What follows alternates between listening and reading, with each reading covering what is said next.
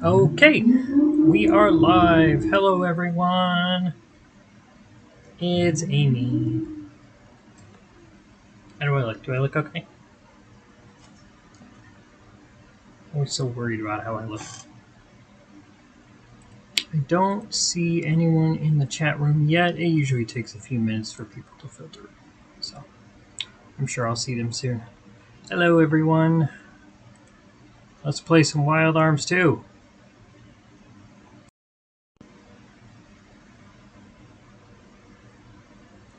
Go. Minimize that. Oh, there's Nick. Hi, Nick. Glad to see you.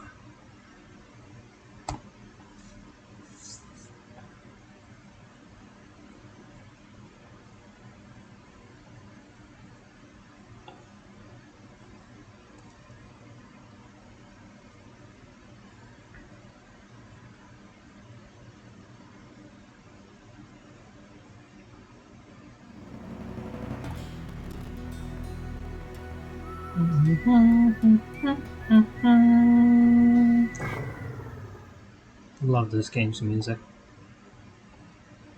I know I say that all the time, but it's true.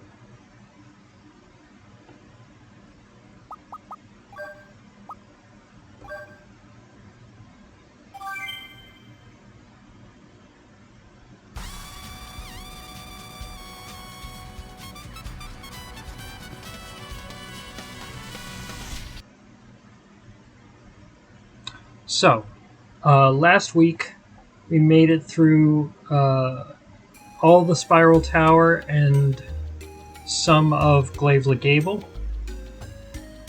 up to the very end, up to the last save point before the very end of the game. And as I mentioned at that time, what I wanted to do is show off some of the remaining optional stuff that you can do in this game that we haven't done yet.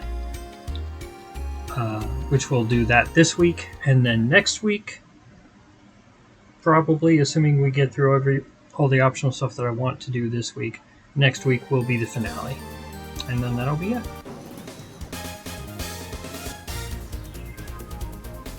So, who's ready for some hidden boss fights? A lot of fun.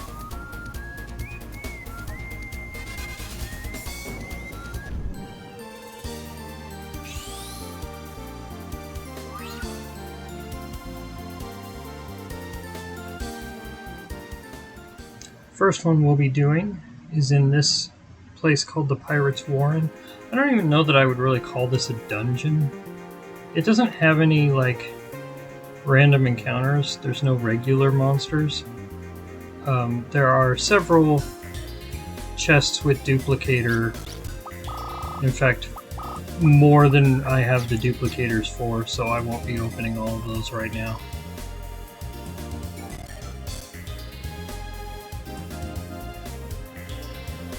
Marble War. Hi, Claire. I don't get the joke, but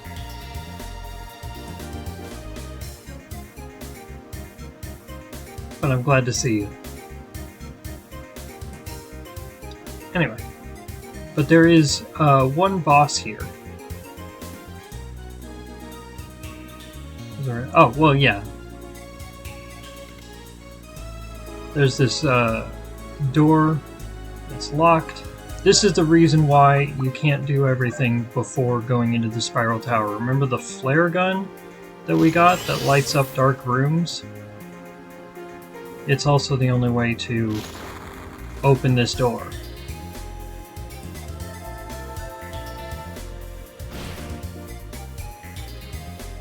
And in here is our first hidden boss. Let's see, what lineup do we want for this? Lilka, Ashley, Tim. Can't say without first making a joke of some kind. That does sound like you. Alright. So there's this room, one more of those chests, and you walk up and the battle just starts.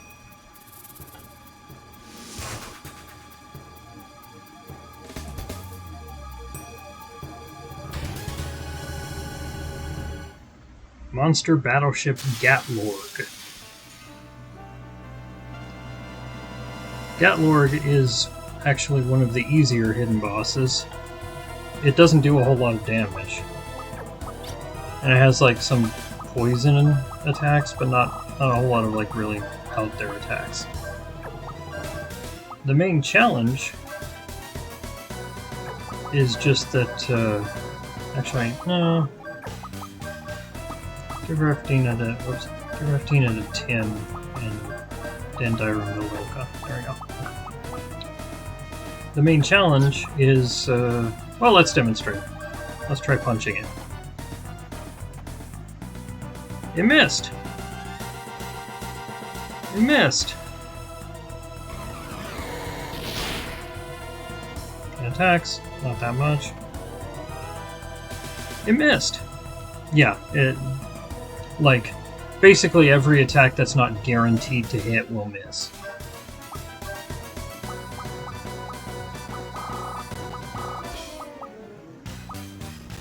Yeah, I forgot about that. Yeah, it's like a, like there was a shipwreck and a hermit crab moved in, I think? It's weird.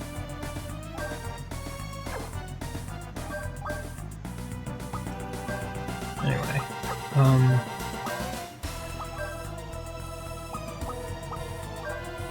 I honestly don't remember if regular magic attacks can hit it.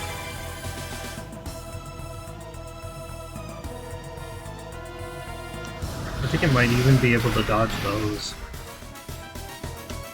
No, okay. Regular magic attacks can hit it. And it's weak to fire. I think it's weak to all elements, but fire is the most important one.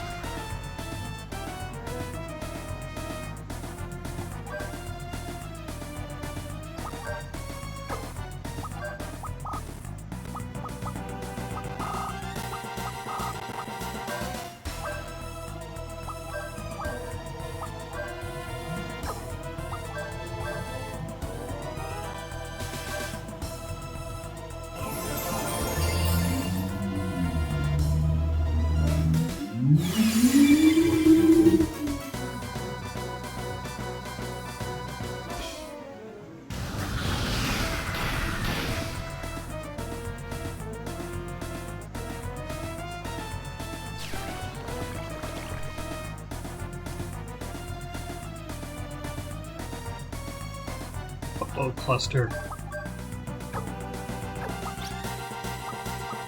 The easier thing to do would just be a Ogriuk.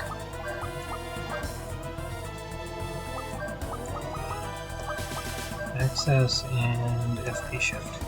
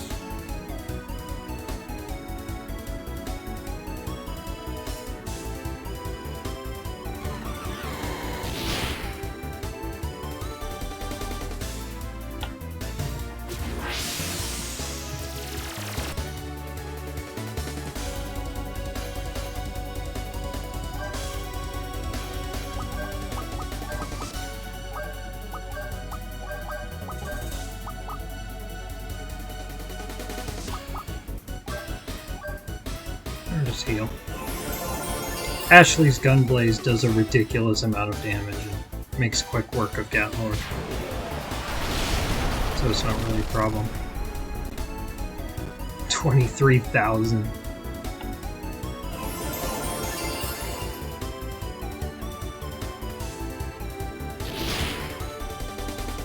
You know what I should be doing is using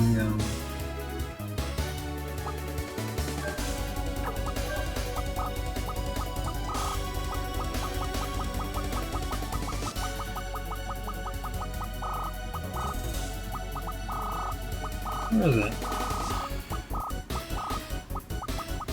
There we go. Lucky cards.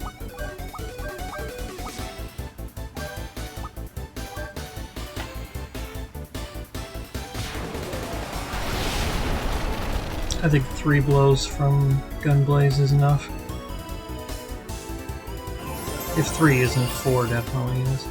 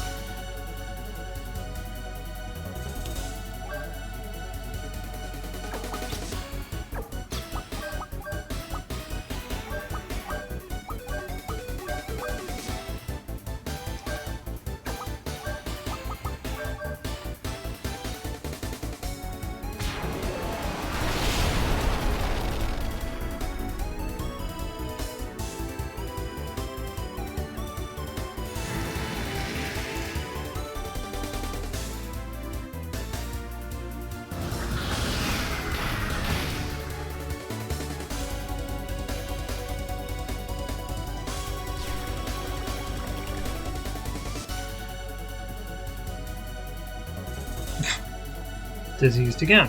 Okay. Don't worry about him. I'll just give him a medicine after the battle, it's fine.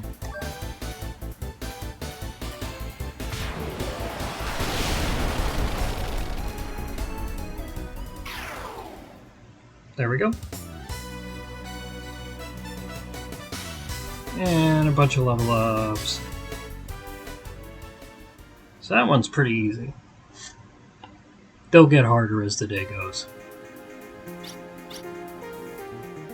Hey, Boo's here. Hi, Boo. You're very important. I did use a lucky card. Let's see.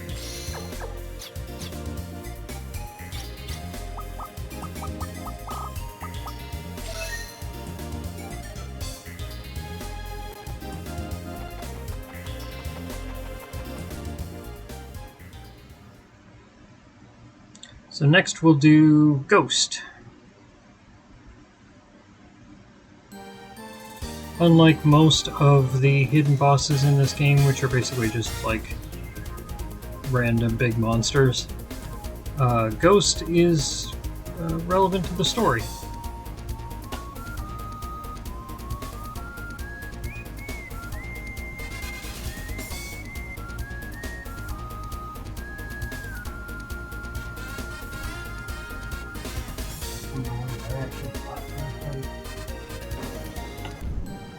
What's that? That's one of the ones I actually thought was Yeah.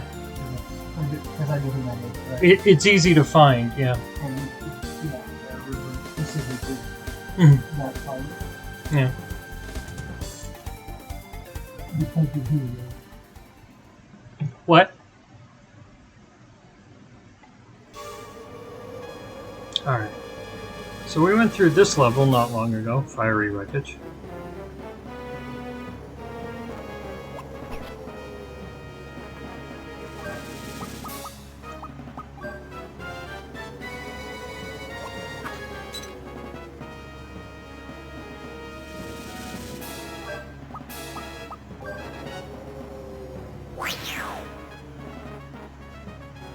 You might remember this sword.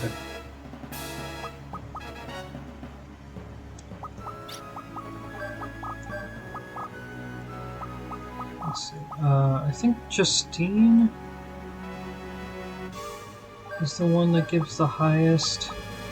Yeah.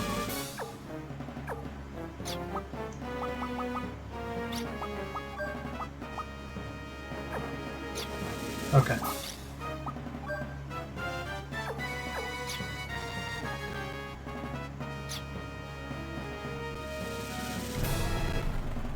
I remember seeing this sword before.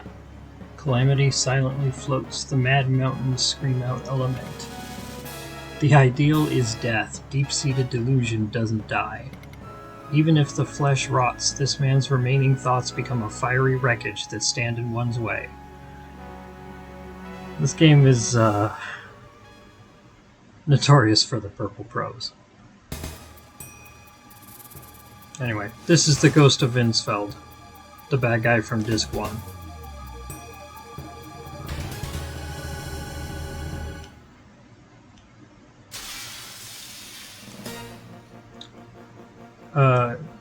Ghost's stats are all ridiculously high, loves to use extremely powerful group attacks that'll just like kill your entire party pretty quickly. It is possible to beat him the old-fashioned way, but the much easier thing to do is just this. Turn Undead. Turn Undead kills undead things automatically. That includes ghosts.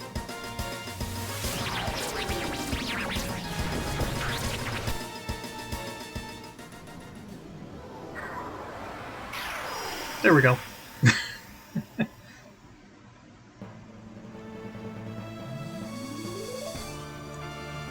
Really, the only thing that can be hard about that is the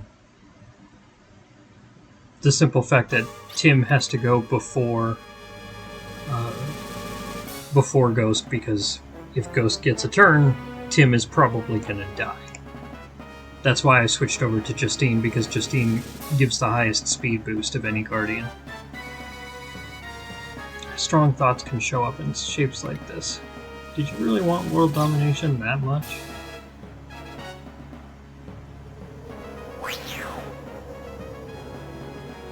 Two down.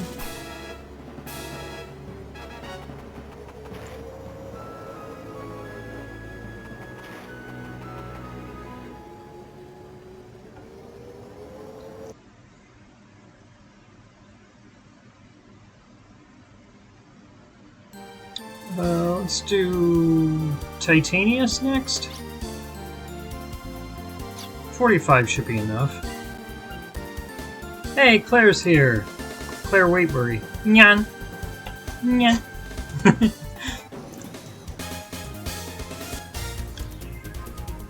Let's see. Let's do Titanius. Why did I get in Lombardia then? I don't know. It is a mystery. It's actually not far from here. Just fly over real quick.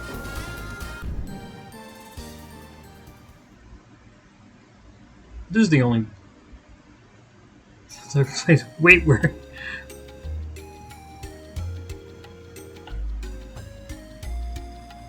Oh wait, I'm sorry. Well, I'll save while I'm here, but I have to do something else before we can do Titanius.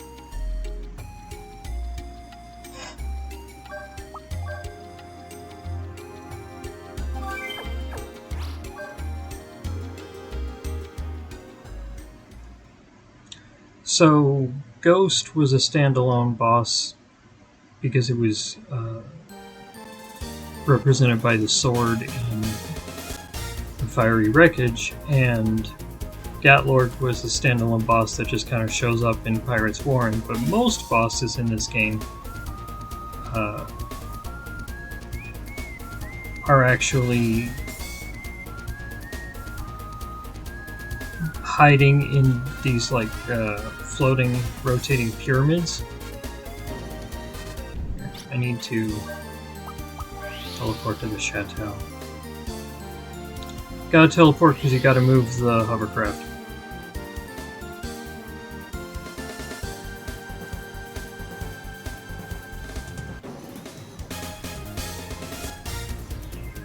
I'm getting ahead of myself. We need to pick up our last tool. At this point in the game, we've got every tool except one.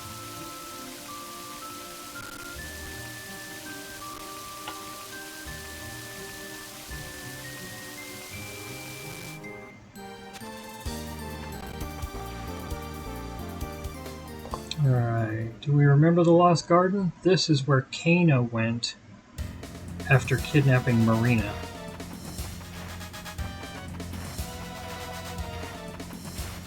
This was a few weeks back.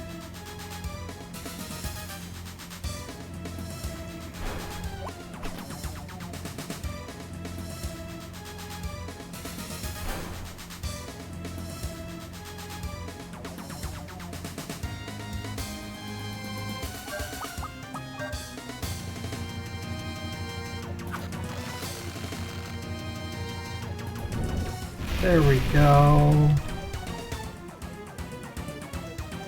Now the door opens.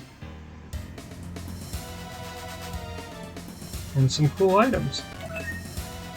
Full Revive, Duplicator, Crest, Mecha Boost, and the My Mic. It's clearly a microphone. I don't know why they spelled it like it's short for My Michael. It's very silly. Again, localization of this game, not the best. My Mic will sing a beautiful song by Marival. Or in other words, Marival will sing a beautiful song. Beckons all hidden monsters and forces them to fight. Basically, if you use it in an area where there are regular monster encounters, automatically you get a fight. And if you use it by one of those spinning pyramids, you automatically get in a hidden boss fight. If you use it somewhere where there are no monsters, then it has no effect.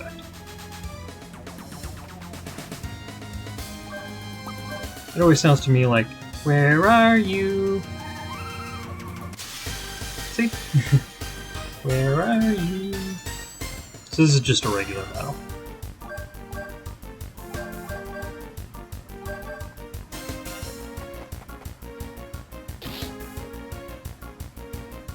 I don't know if it was intended, but it definitely sounds like it to me.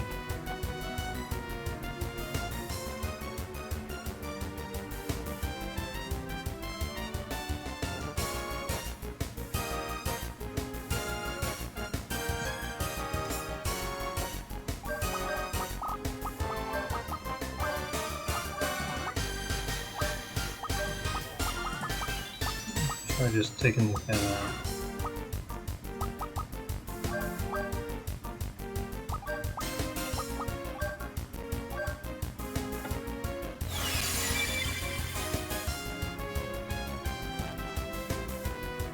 In addition to coming back out of the last level, I did a little arm upgrading before we started today. No, that didn't work.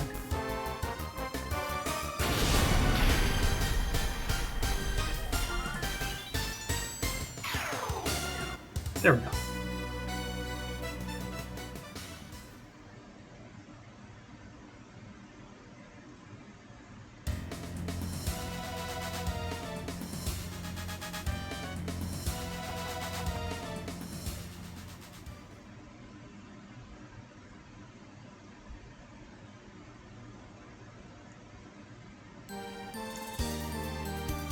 Alright, so now let's go back to helmets.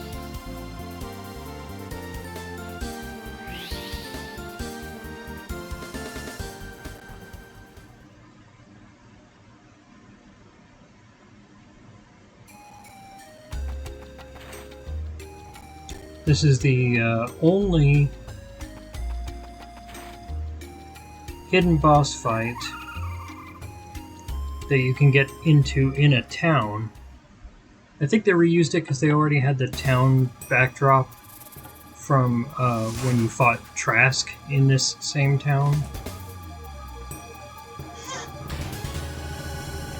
Alright, Steel Dragon from the bowels of the earth.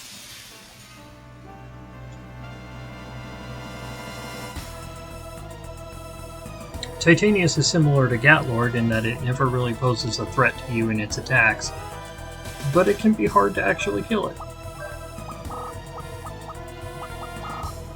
Unlike with Gatlord, the reason it's hard to kill is not because it keeps dodging, it's because it keeps healing!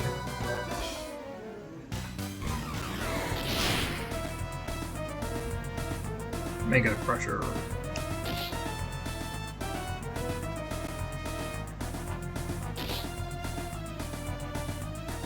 It also has a lot of armor. That doesn't matter that much. This is the best battle, by the way, for really seeing the effect of characters' stats going up over time.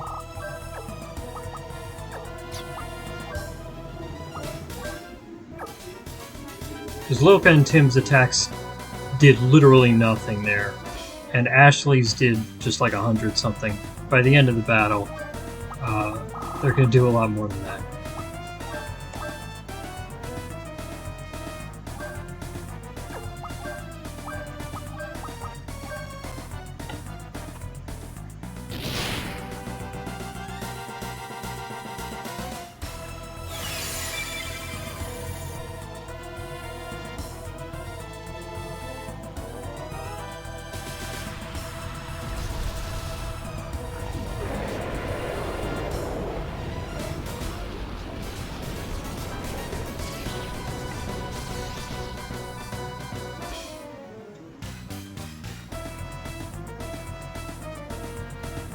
9,000.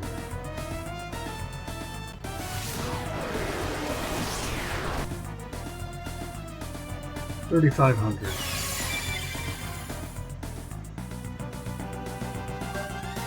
Okay. Oh, I should use a lucky card here too.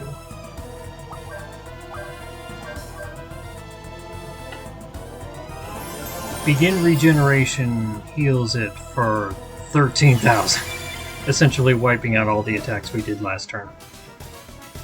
So you see what I mean. We got to build up our stats, and then over the course of like 2 to 3 turns, we'll just unleash all of our biggest attacks at once.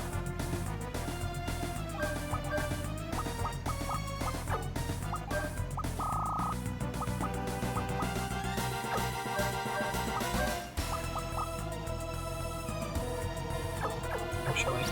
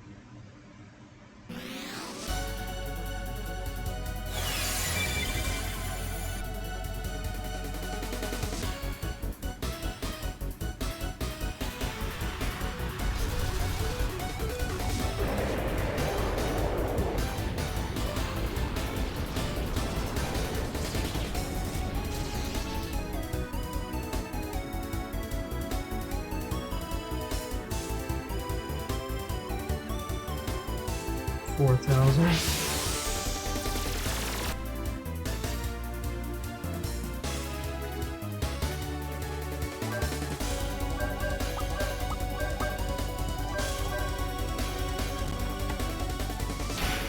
So let's continue to build up FP.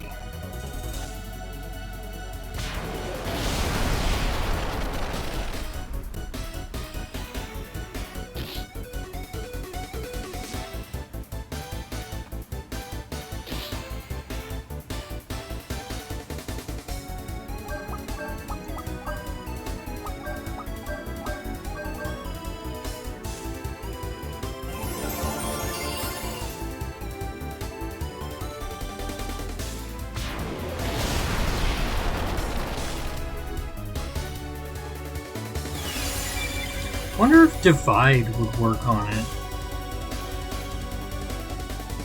Boo, do you know if Divide would reduce its stats, maybe its ability to heal so well?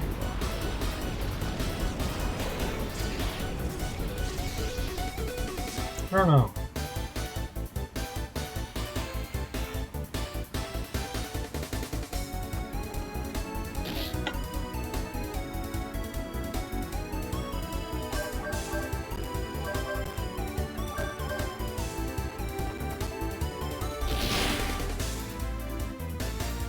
Yeah, I mean, it theoretically reduces enemy stats, although it's pretty much never used for that because it's usually more trouble than it's worth. With regular enemies, you're better off just, like, attacking them, and with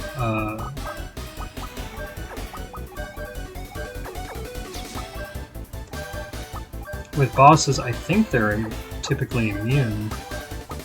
But I don't know if they're always immune.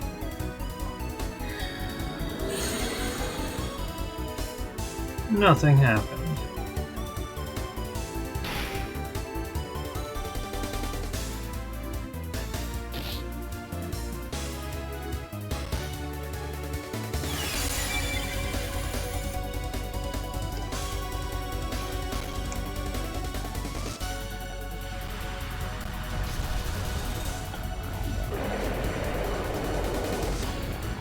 This is probably going to be the longest fight today, just because of its healing ability.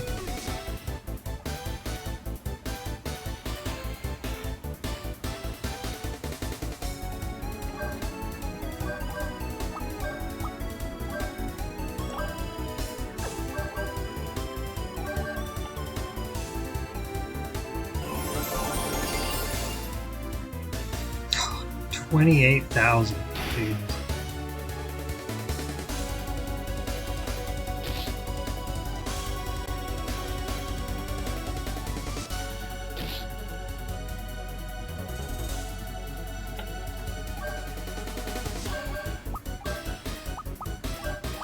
Let's banish her.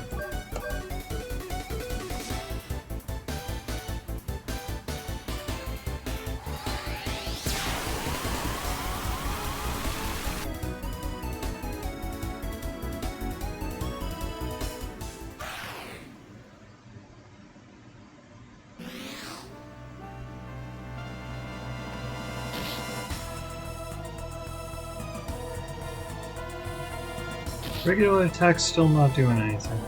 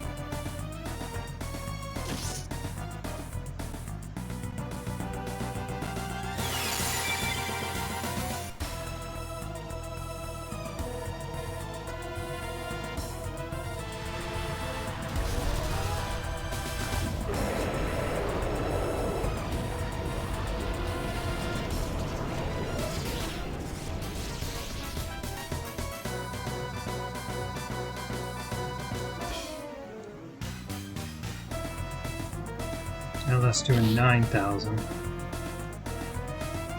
Tim's regular attack's doing something now.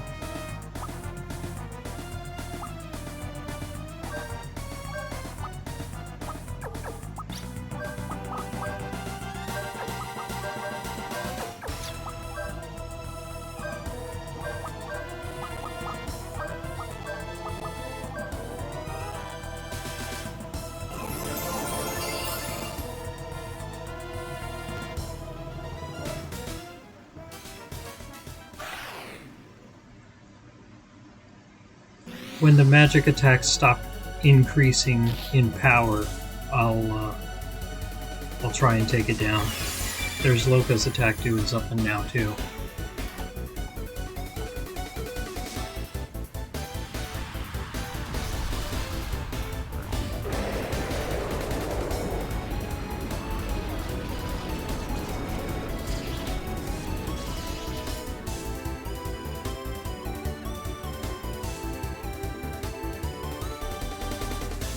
$17,000, okay.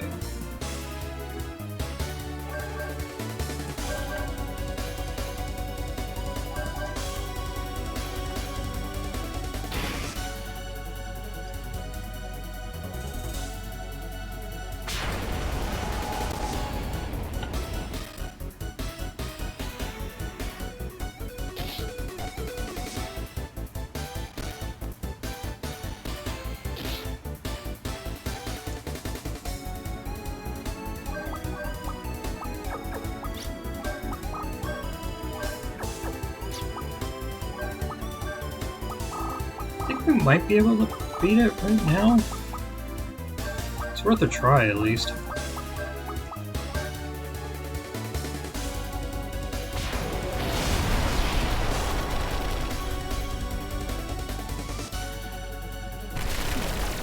It has, I think, 50,000 health.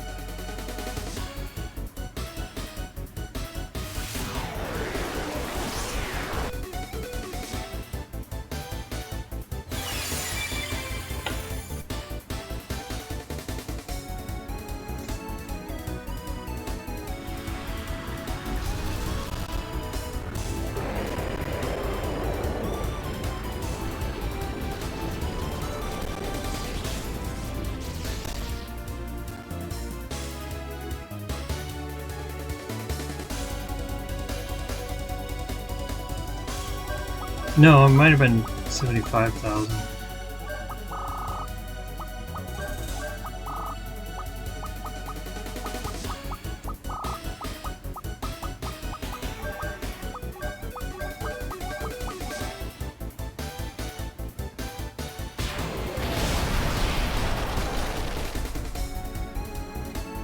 Ah! Hubris. 62,000, God.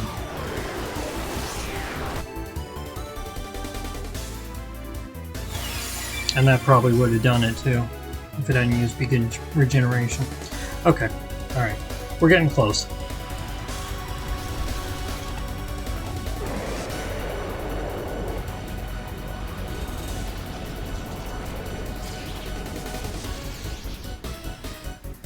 One thing that would probably help is if we were faster than it. So, we'll keep building our stats until that point.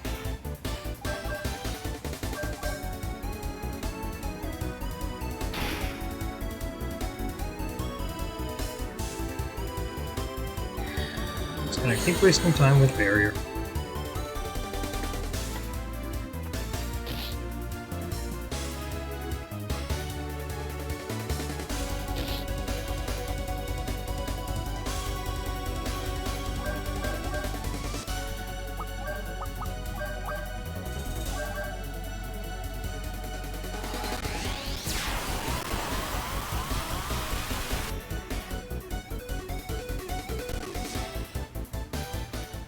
Yeah. Yeah, like, it's totally fine if it's gonna... You wanna keep wasting your time, that's fine.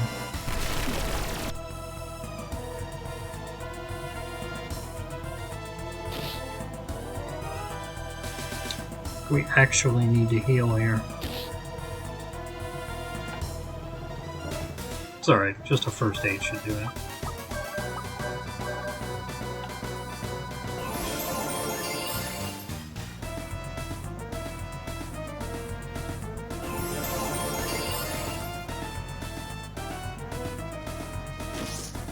The spell First Aid heals 2 times your sorcery, by the way, so the fact that Tim's First Aid healed everyone for 1998 means it's at 999, the maximum.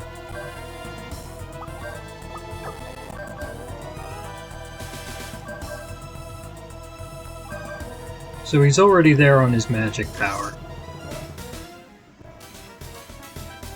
But we do also need speed to be up high so that we can go before him every turn.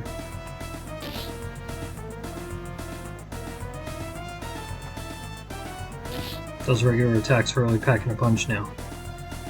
That doesn't make a difference in the grand scheme of things, but it's a good measure of just how long they've been building up stats.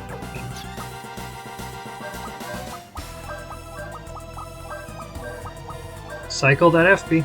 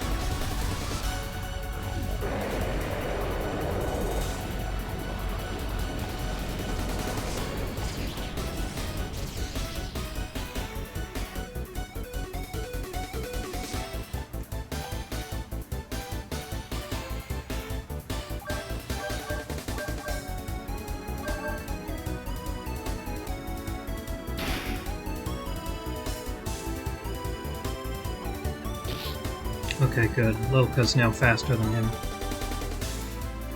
But Tim is not.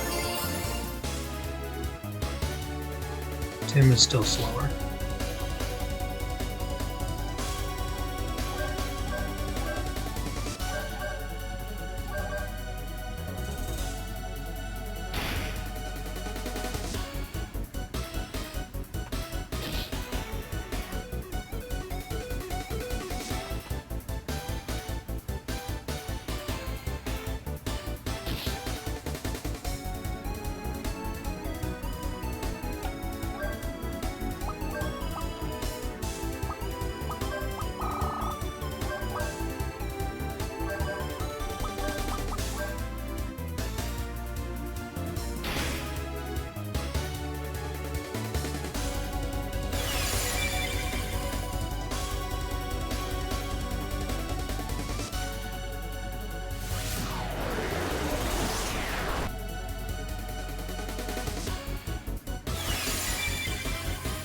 Wow, Extend did more than I thought it would.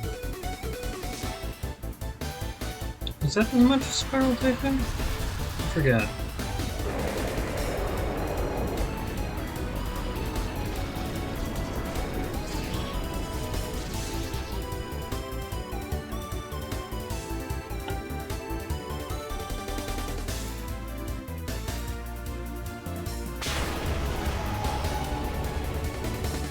Okay. Alright, we're now faster than it. All three of us. So, let's just build up our FP. And then the next time it uses Begin Regeneration, that's our cue to strike.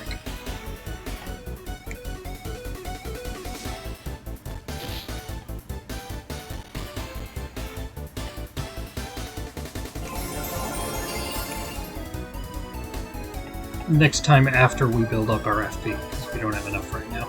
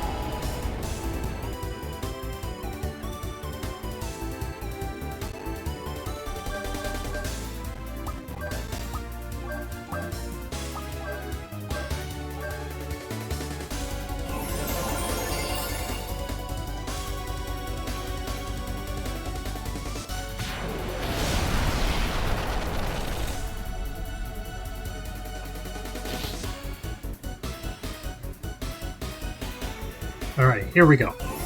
Begin regeneration.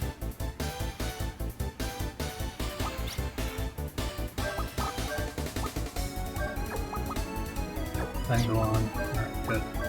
We got 3 turns. High Vortex, Gun Blaze, Combine.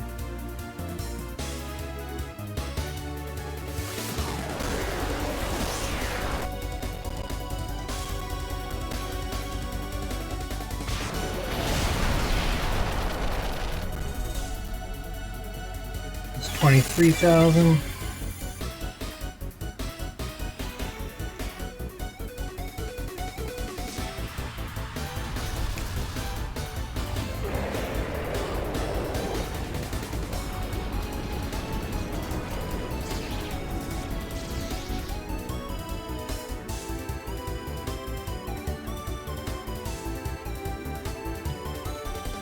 $45,000. Might be able to do it in just 2 turns, actually.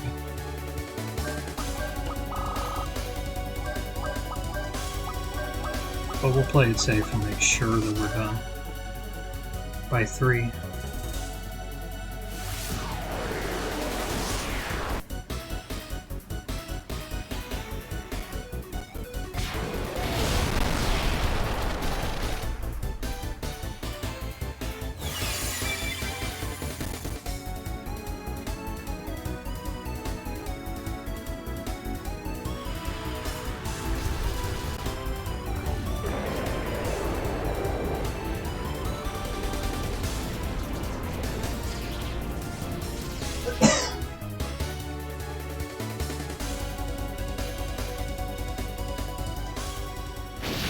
There we go! Got there!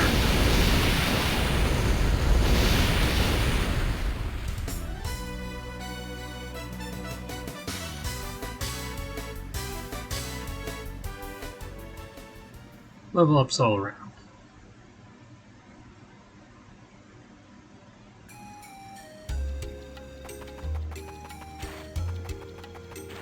And we'll save here.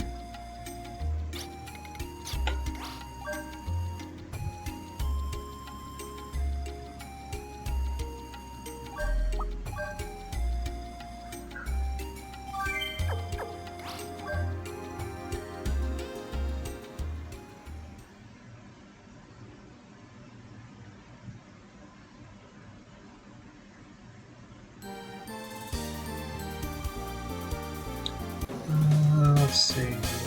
Next, the last of what I call the easy ones is Kobold King. Where is Kobold King? That's right, it's over here.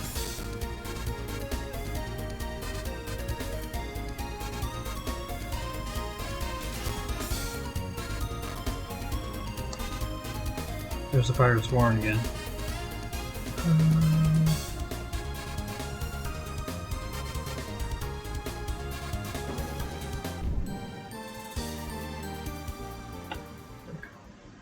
There's 12 hidden bosses in total. I mentally group them into three groups, which are the easy ones, the Z's, and the hard ones. The Z's, for some reason, it's disproportionately common for them to start with the letter Z. 4 of them start with a Z, so.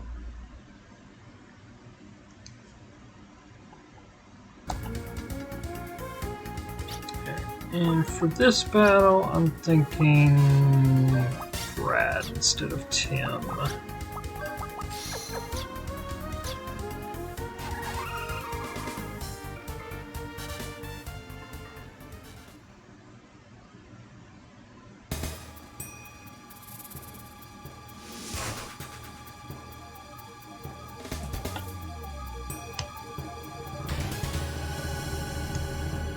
Bodyguard monster, Kobold King.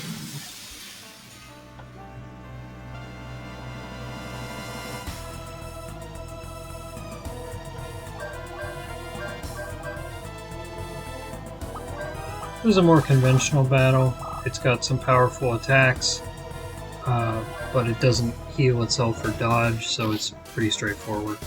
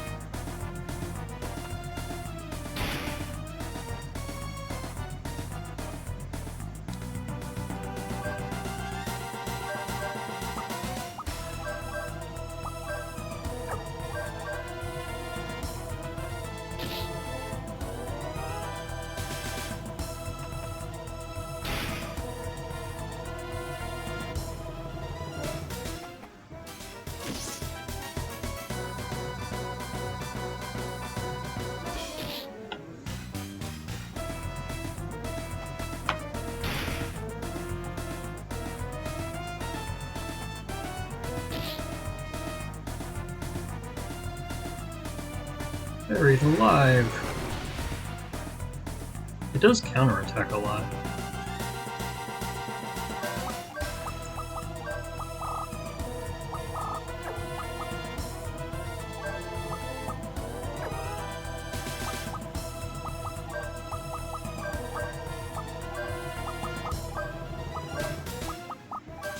Boost. Railgun. Brad's most powerful attack.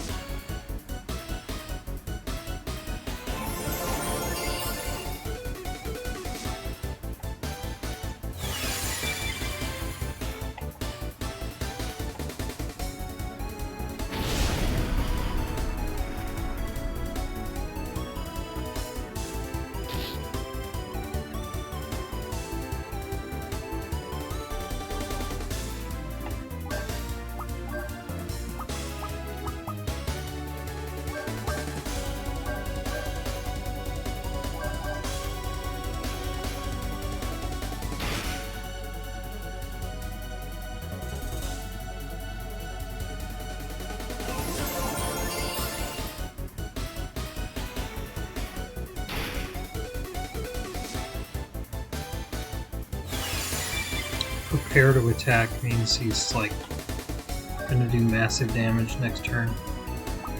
Even at full health, I don't think Lilka can survive that. Ashley and Brad should be able to because they're the two healthiest members of the party. Though they will take a substantial amount of damage.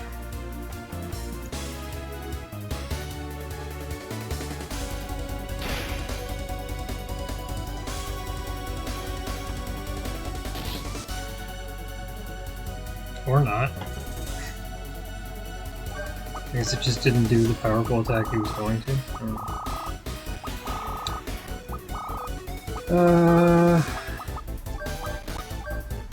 We seem to be in a good place. Let's do some saber.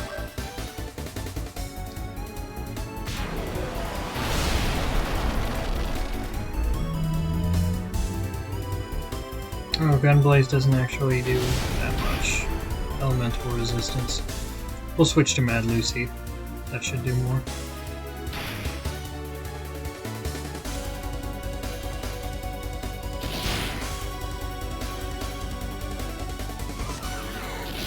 Tactless, that was it. Yeah, that's the one that does a shit ton. Okay. I revive. Get him back to full.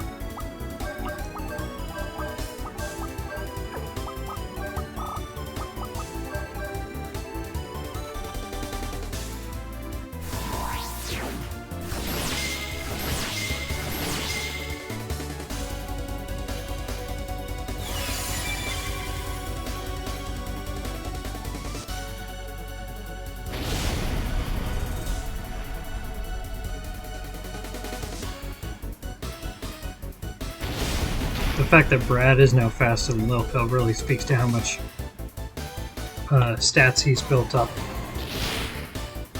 over the course of this battle. Oh, she lived.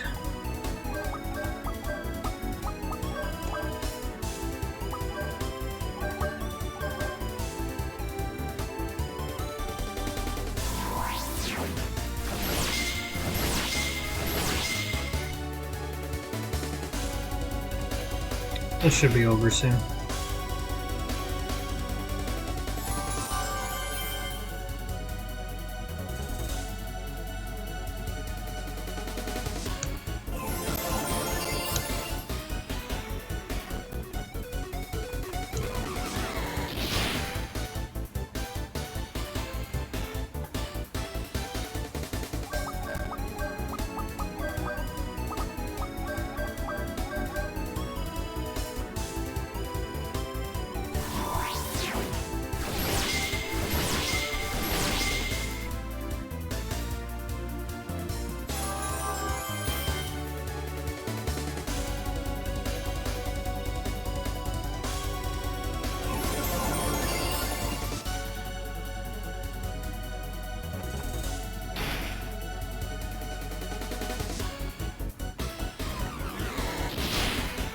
Really likes using critical hitting on Lilka, I don't know why.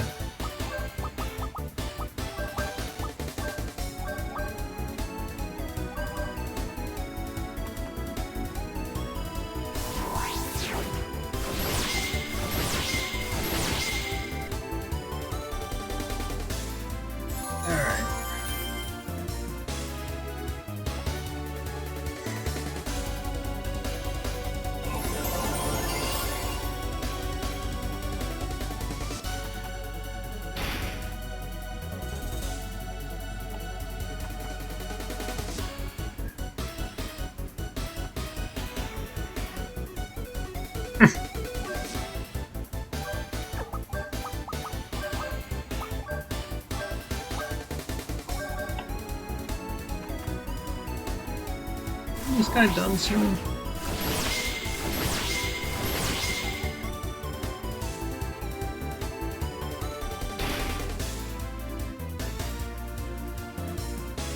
I didn't think he had this much health, frankly.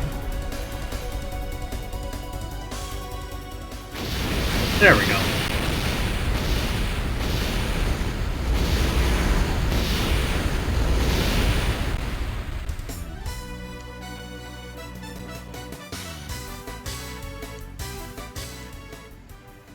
Alright. First batch done.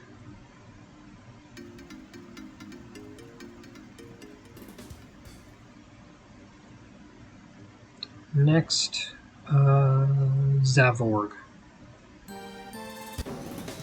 The first of the Z's.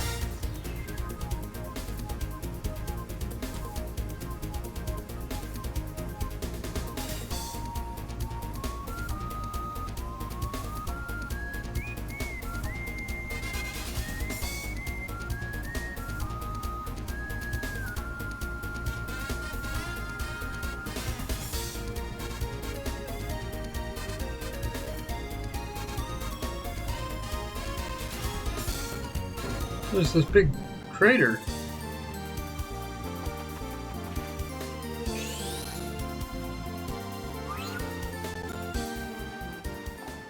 Meteorite Crater is a optional dungeon that has Rigdebright, the Guardian of Stars.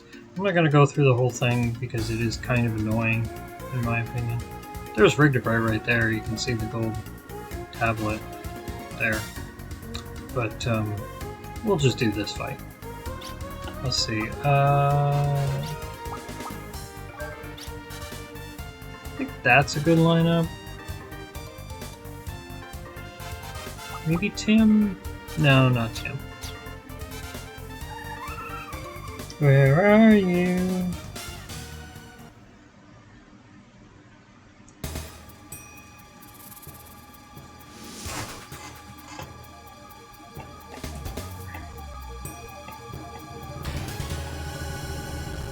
Giant armored bug Zavorg.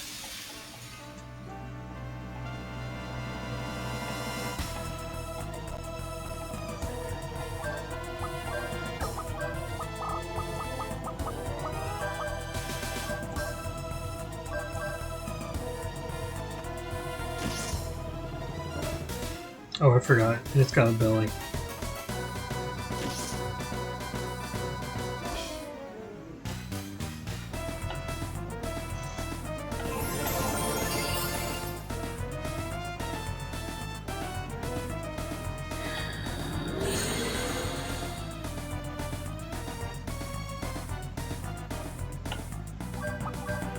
Zavorg will spend the first 4 turns of each battle just using Barrier to increase its defense power.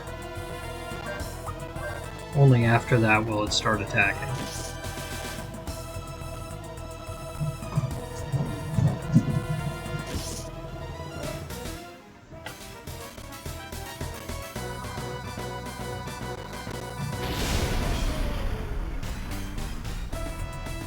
Oh, this is the one that dodges magic attacks, that's right.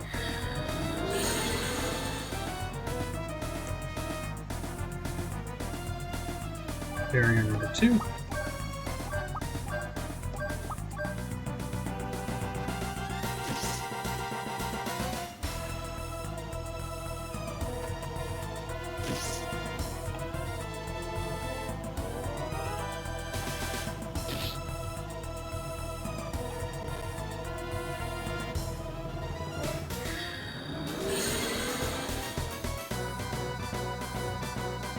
Barrier number 3.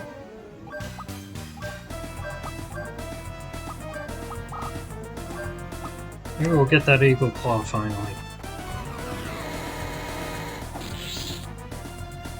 Oh, no Eagle Claw.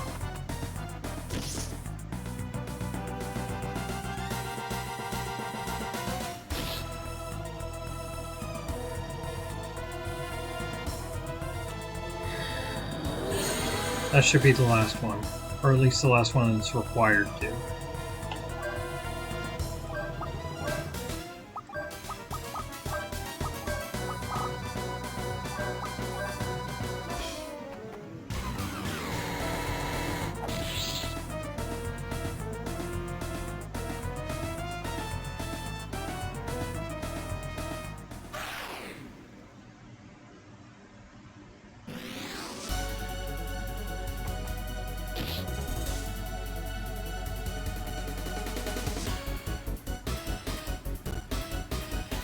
Modified spell?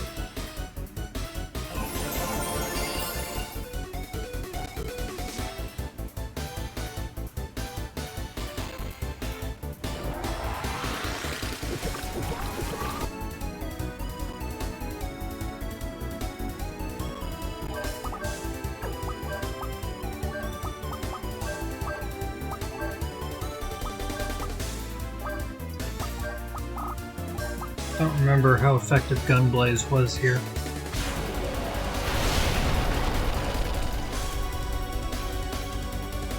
About average.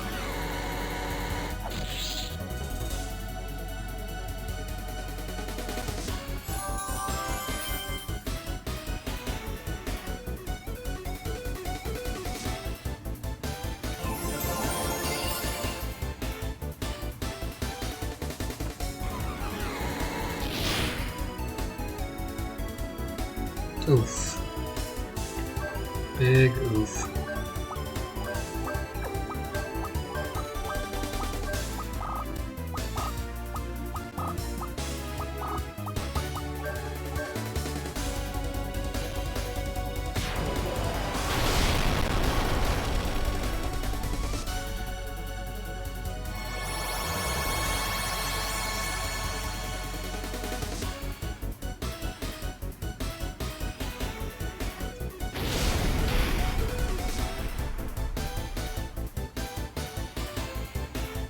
Jeez.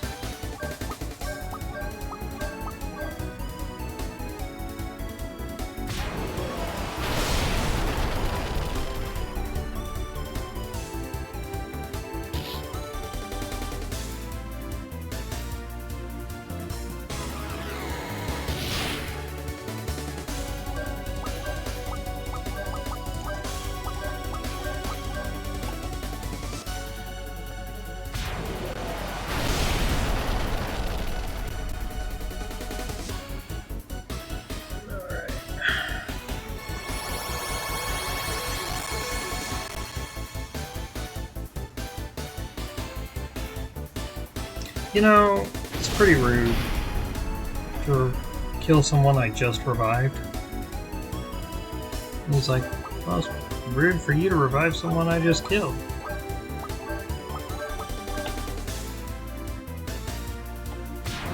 Well, I'm gonna do it again. Belly down.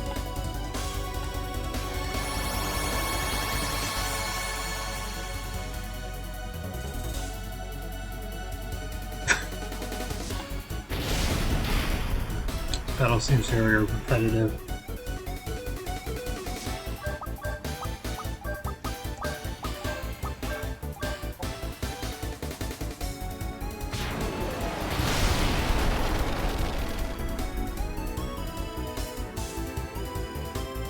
Maybe I should have had Brad for this one too.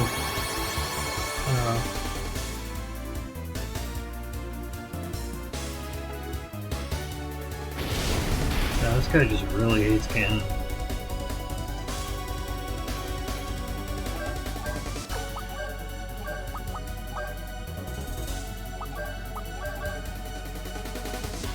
I mean, at this rate, we are going to win. It's just cannon's probably going to be dead when we do.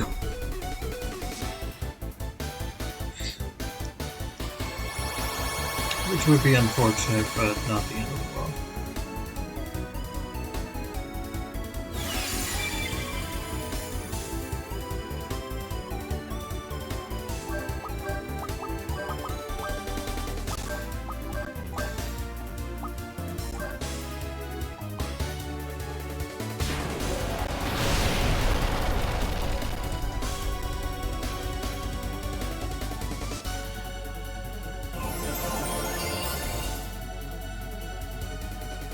Okay. Guarding, I think she'll live. Yes!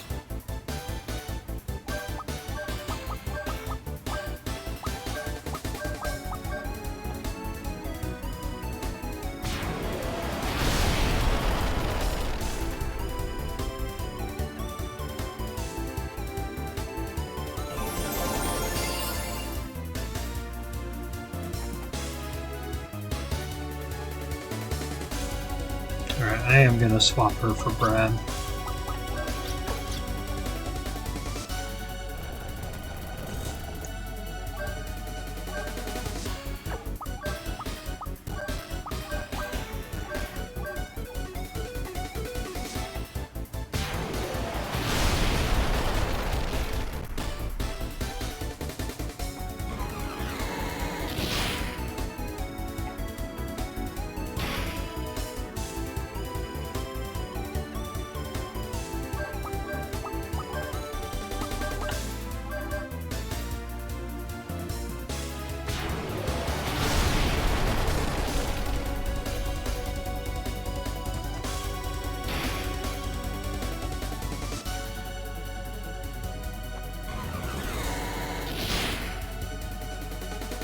Jeez.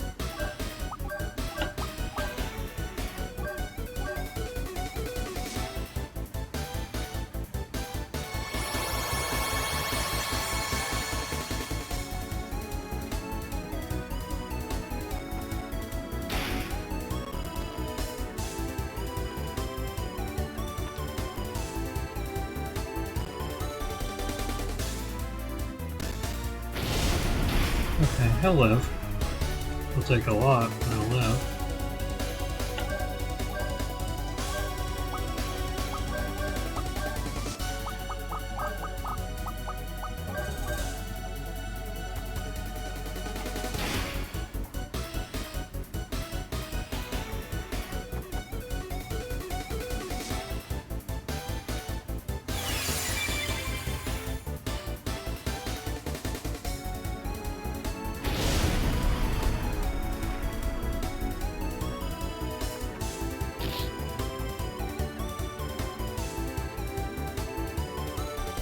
That'll kill him though. Ay ay ay.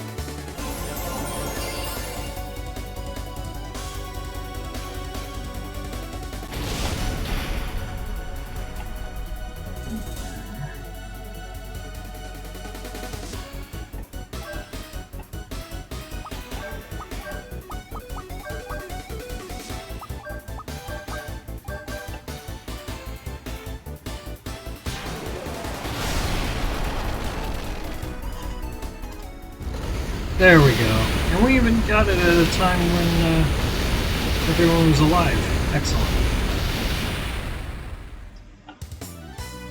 Level ups all around.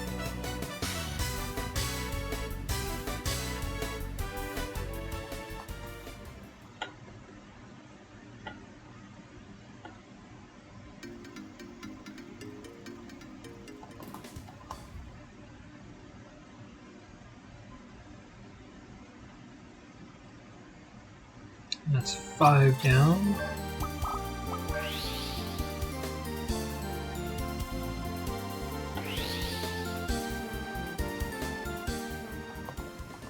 Gotta restock here.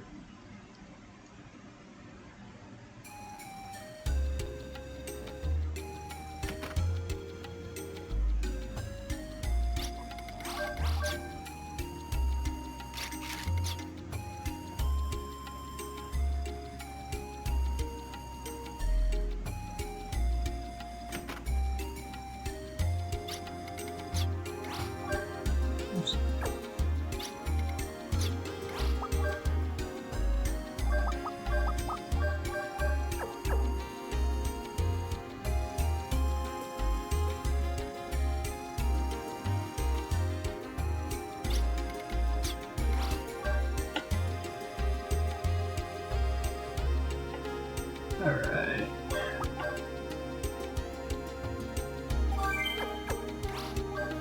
For this next fight, I'm thinking 2 at once. I think we're in a good place. I think we can take on 2 at once. What do you think? Let's do it.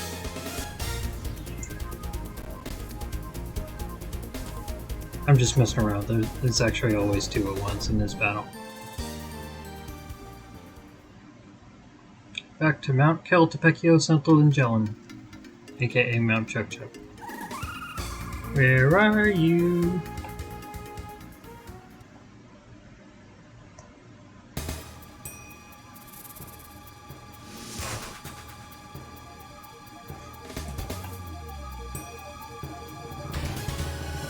Vortex monster brothers Zyklus and Zetrum. Again with the Z's. Why always the Z's?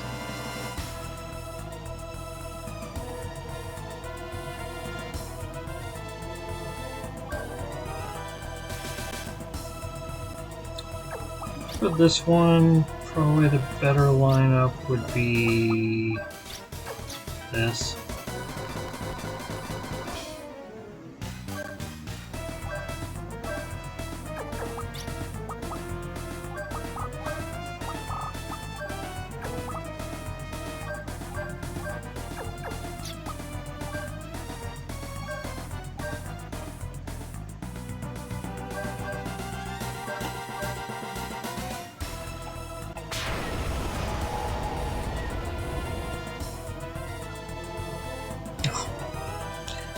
I hear a little man demanding ingress. I will be right back.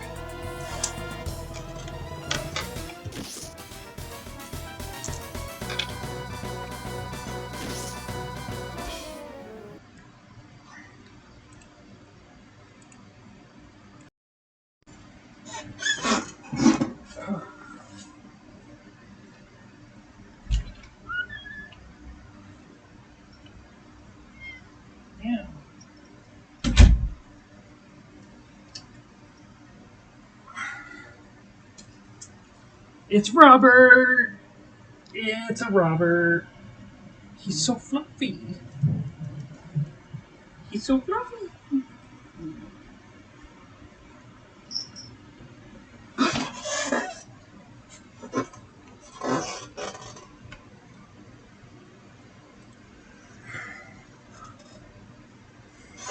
It's Robert!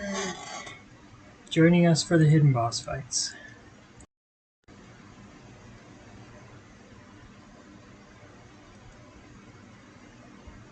Alright, back to the game.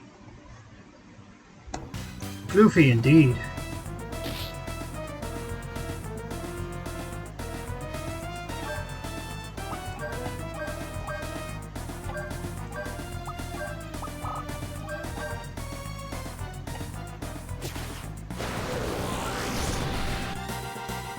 Jesus, really?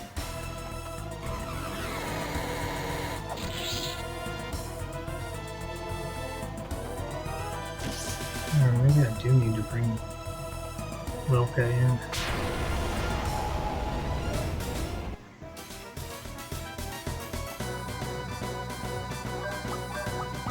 I'm gonna try with what we have now.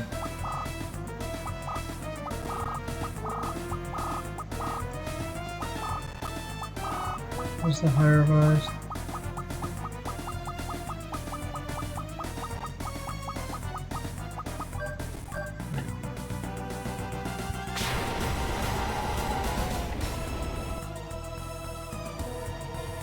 Oh, jeez.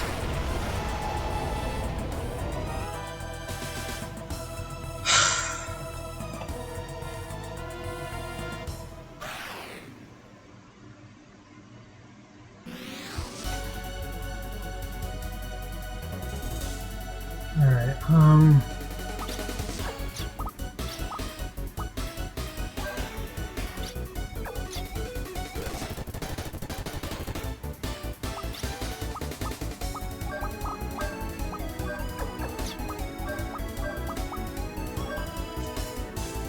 there. Hopefully she'll live long enough to be able to cast this thing.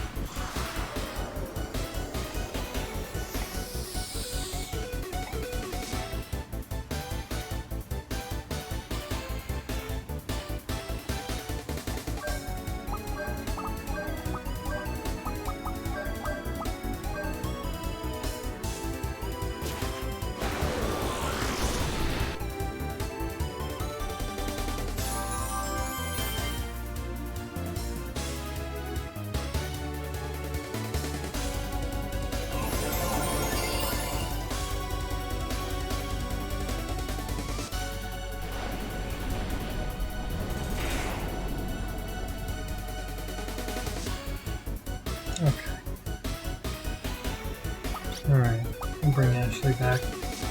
No.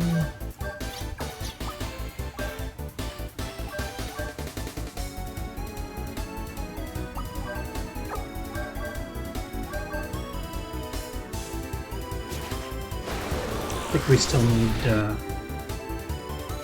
fully recover here.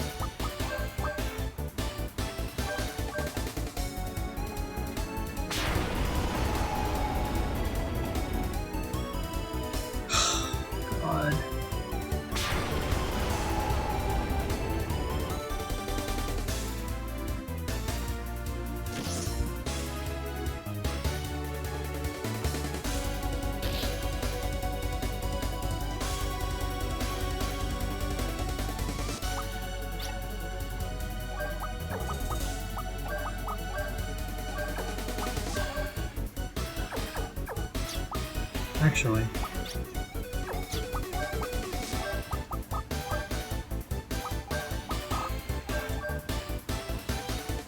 nope, he dies. Okay, we might just be dead here. I don't know, I'll play it out, but I'm not optimistic.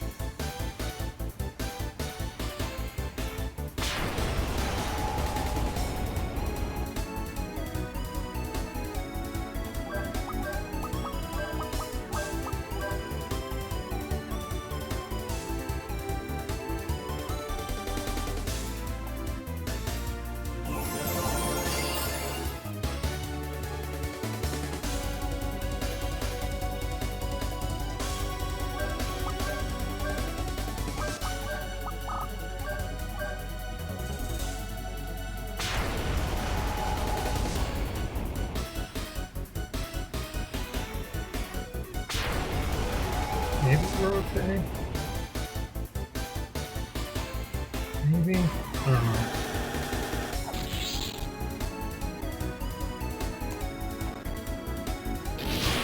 Cause she's gonna die from the count. No, not quite. Okay. Get close though.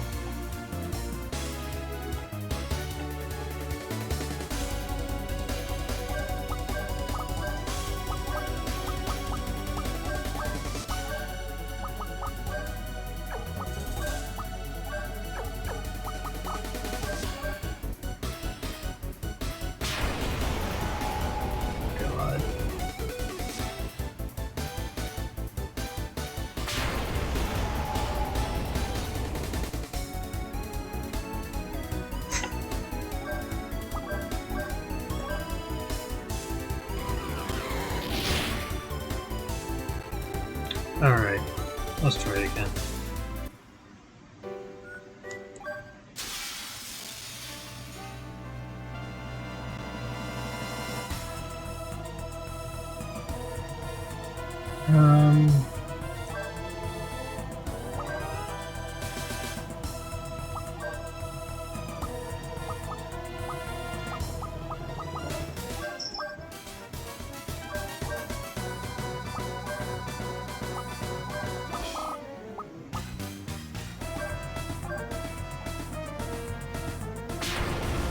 Let's have Lilka proactively heal every turn.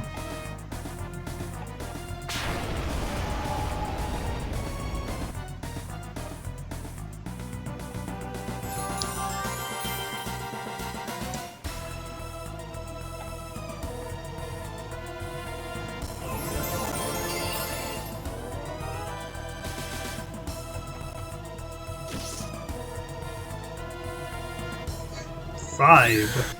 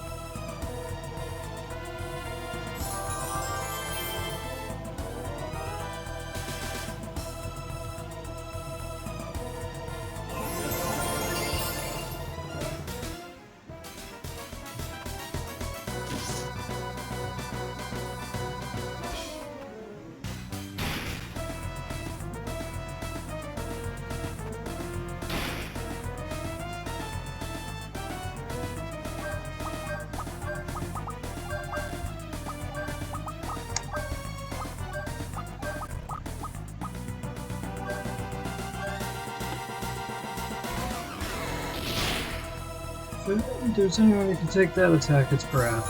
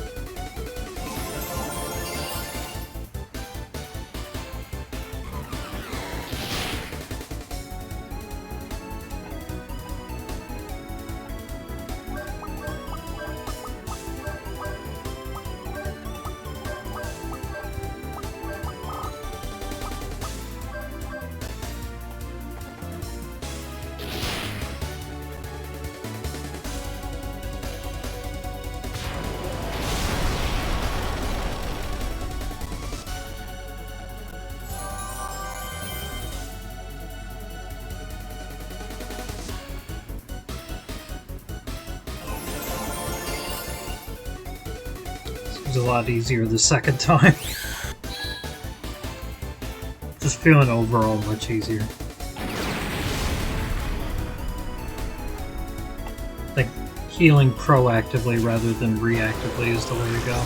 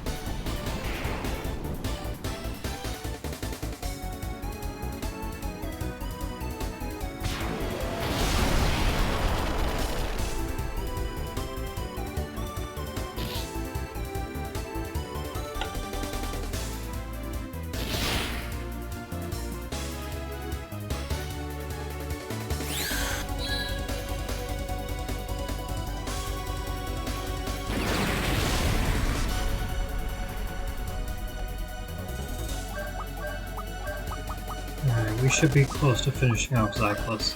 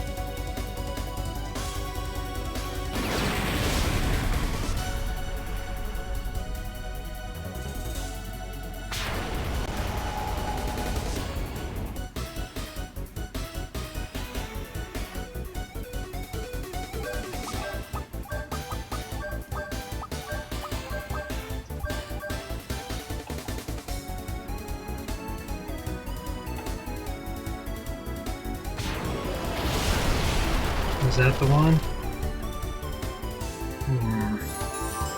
God, these guys are still here.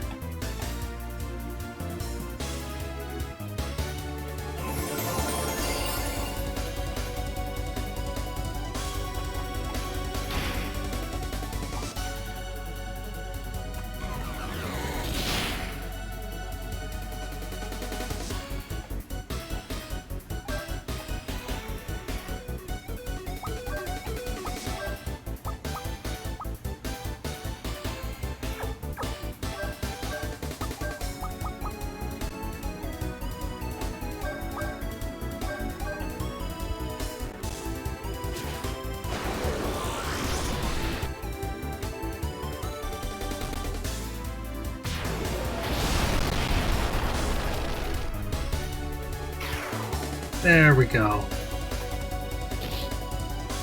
Took long enough.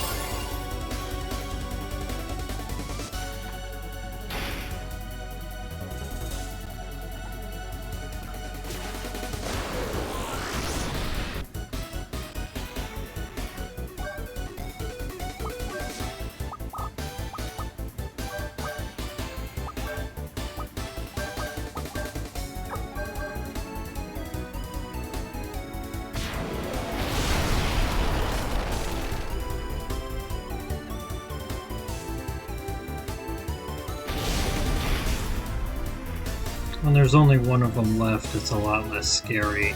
I'm less worried about keeping my FP cycling to keep automatically healing and increasing stats, and more just concerned about finish these guys off.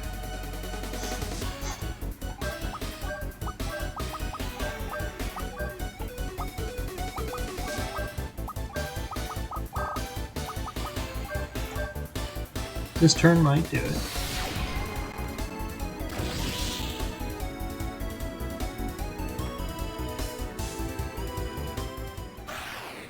Oh yeah, Last Burst reduces you to 1 HP if it doesn't kill the opponent.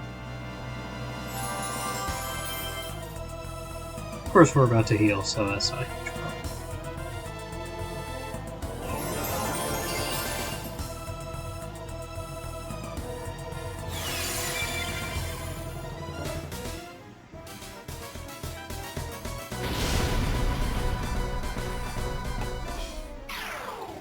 There we go.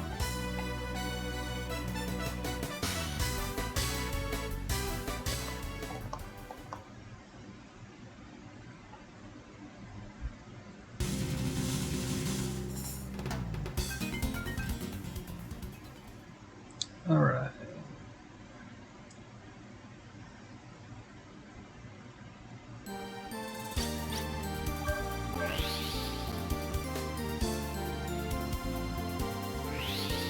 Korea, restock, save.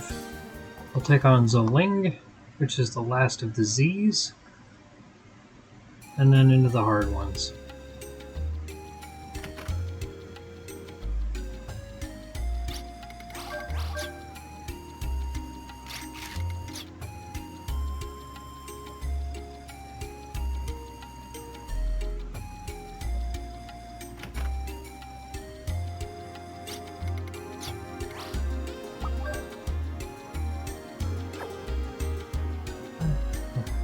Right. I was using up all those high revives in the first attempt.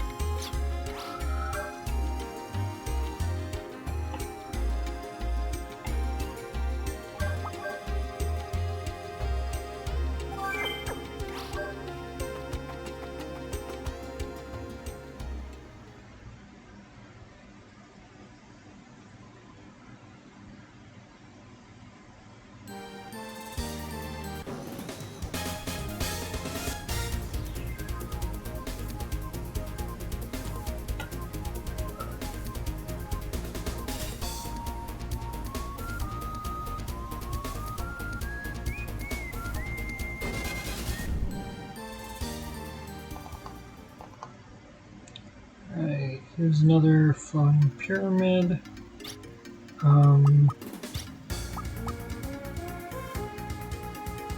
Probably Brad again, honestly. I didn't even give him a guardian. I mean, Justine.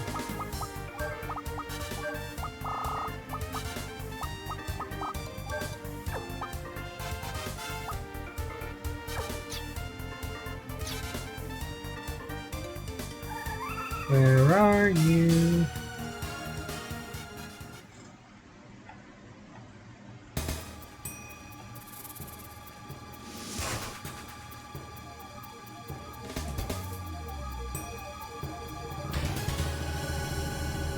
Limb from limb ripping monsters.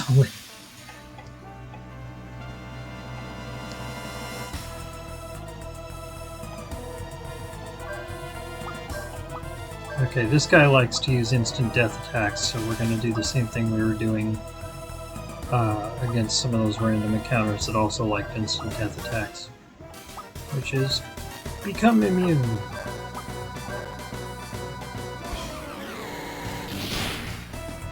Right off the bat, Ripper Boomerang, if it hits, instantly kills it.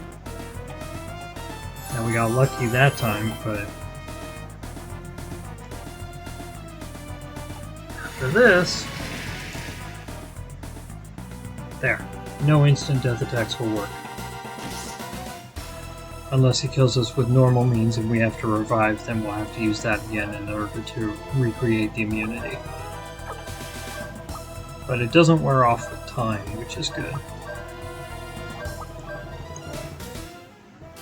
RF Blade hits everyone and has a chance at auto-killing.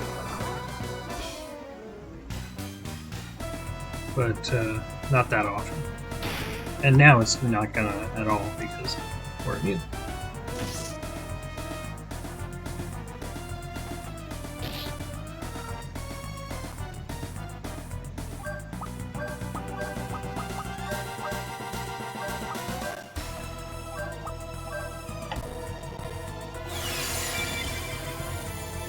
Prepare to attack.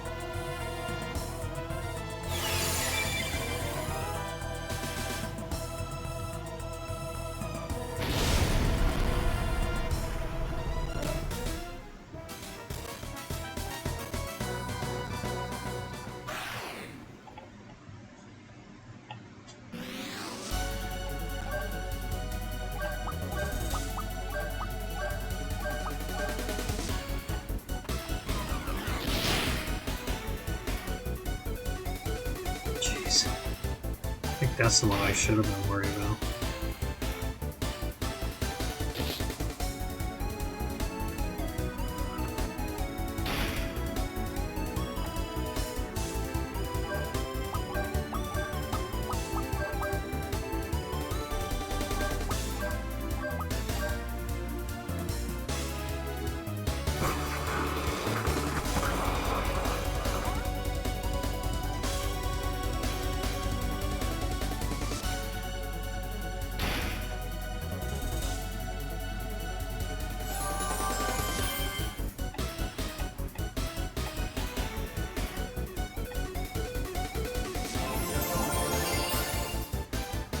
I'm going to do the same thing I did last time and just start proactively healing Mystic Life Orb every turn.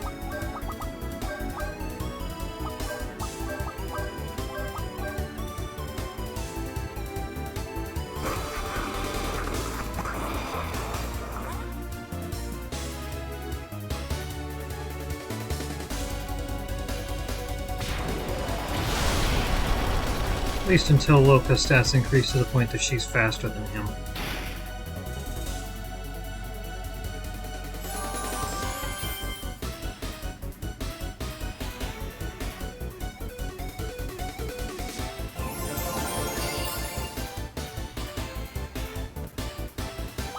I forget. She got Endyron, yeah.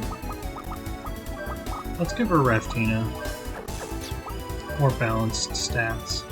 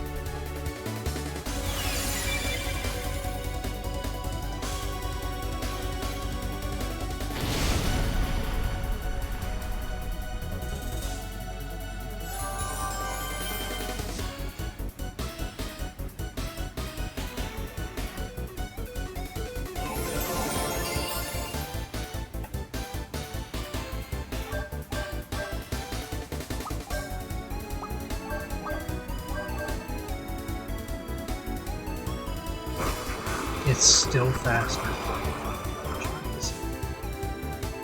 Luckily, its attacks aren't doing that much.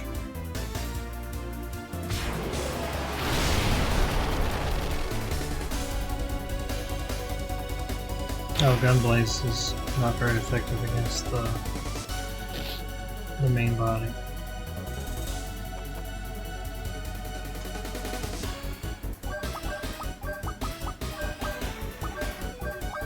And Lucy it is.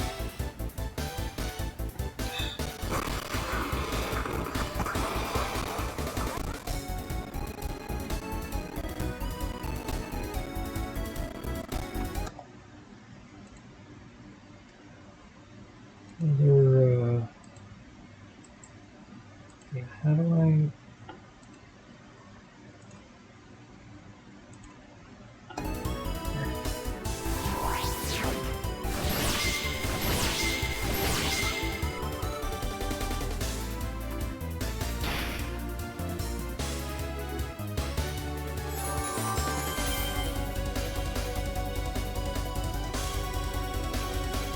Seems like I get one every week.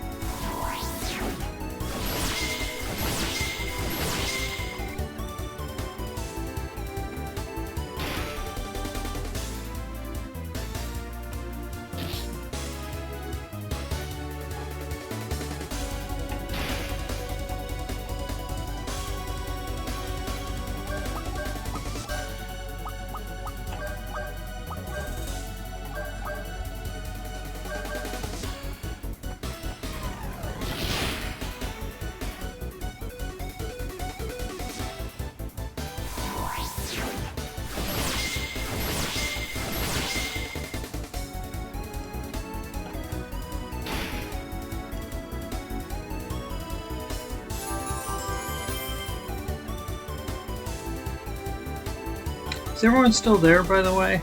I do want to make sure. There's some fun stuff coming up. One of the hidden bosses in particular is at the end of a whole level that I enjoy. So it will be some actual gameplay that's not just boss fights. Okay, cool. I know, it's been kind of monotonous. These boss fights are fun to actually play, but there's not much for a viewer, I get that.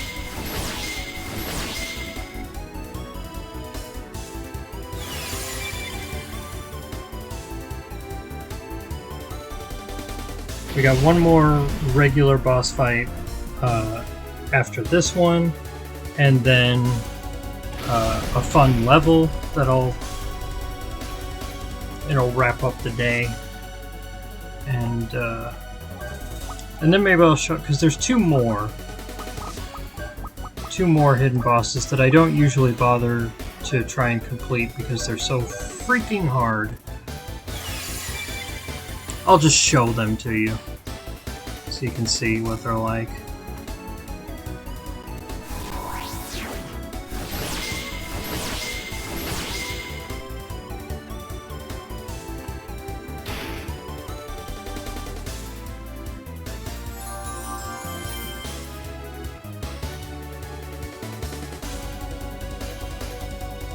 And then after that, that'll probably be it for today. And then next week, the grand finale.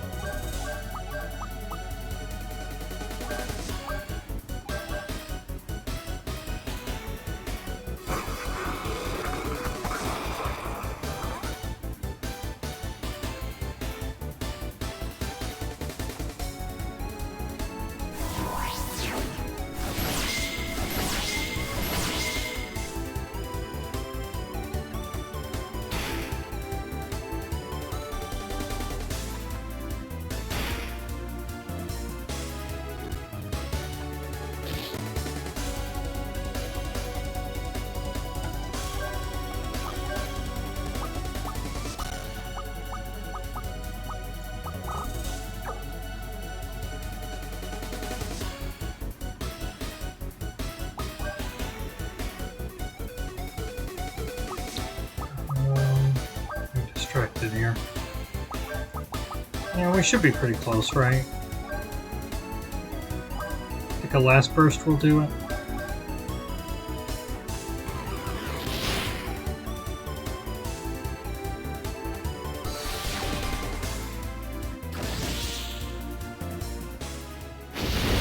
There we go. Okay.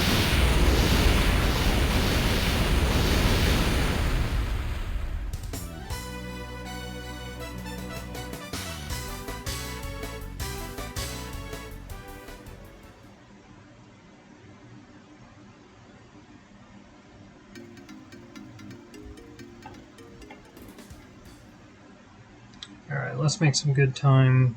Head straight over to Xenon, the first of the hard ones.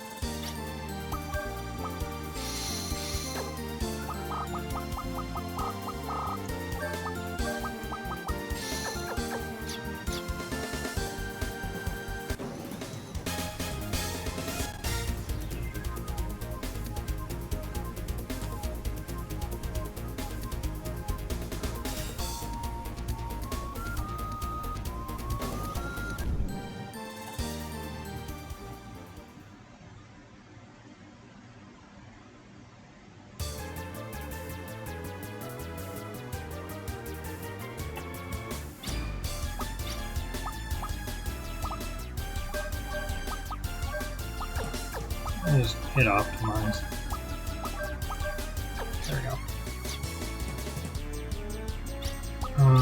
Martina, Zephyr, Justine. Yeah, okay. Oh shit. Shit. I'm sorry. Why did I do that? Oh my god.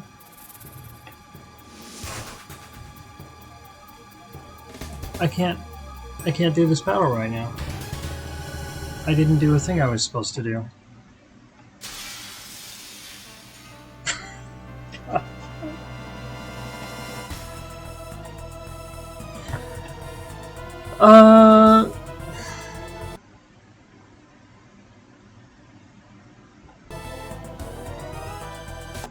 Yeah, alright. We're just gonna... Sorry. I forgot I didn't do a crucial step before beating Xenon. We'll have to... I mean, I'm not going to go through Zoling again because I just wanted to show it off, but... I didn't save after Zoling. That's my bad. I'm always trying to save between them so I don't have to go too far back, and then the one time I don't do it. Actually, it's not the one time. There were some other times that I didn't do it, but, like, you get what I'm saying. Anyway. That's embarrassing. Boo knows what the thing is. Don't you, Boo?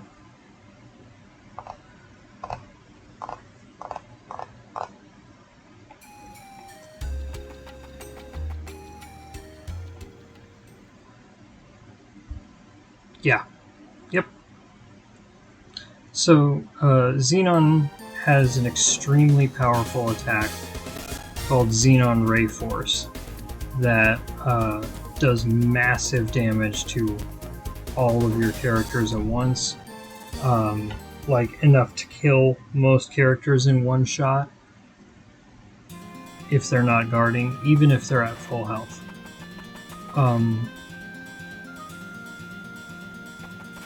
Like, I know Brad can survive it if he's at full health, and I think Ashley can too, but,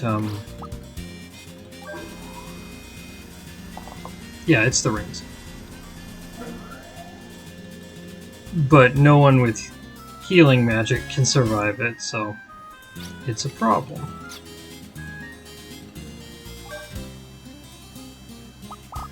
Luckily, there is a solution.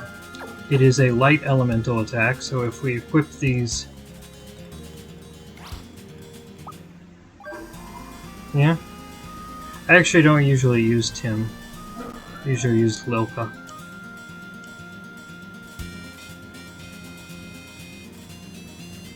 You certainly can use him.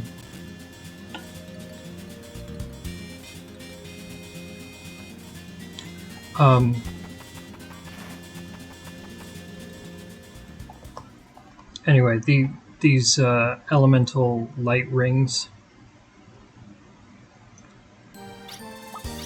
Well, there's rings of each element. If you equip the light ring,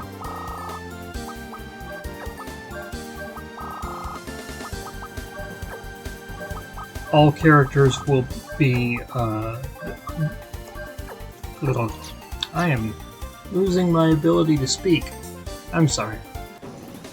They imbue your character with elemental abilities. So if your regular attacks are that element now, and any time that element is dealt to you, it's reduced.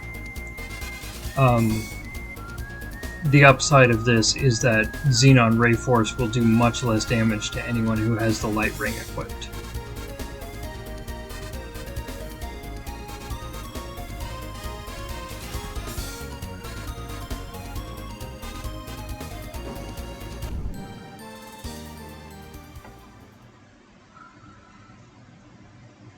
You know, it feels like I've been more and more forgetful in my life lately.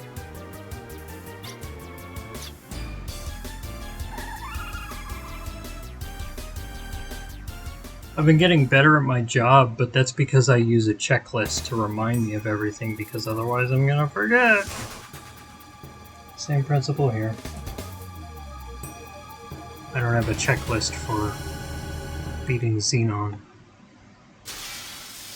But I guess I need one. One item. Buy those freaking rings. Okay.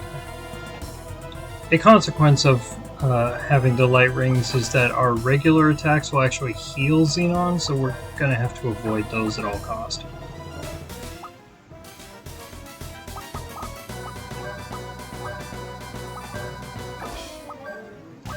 Milka can use Saber, Ashley can use Force Charge, and Brad can just use arms every turn.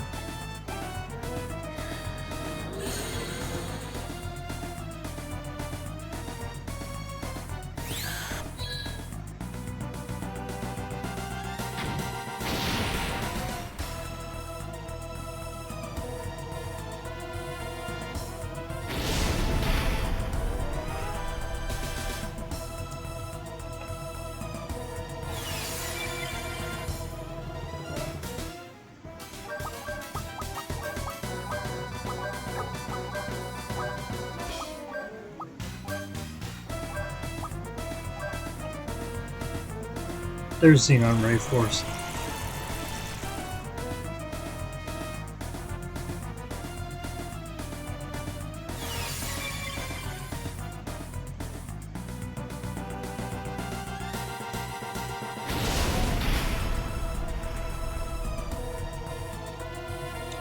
At the start he doesn't use it that often, but eventually he reaches a point where he basically just uses it practically every turn. Not literally every turn, but it feels like it.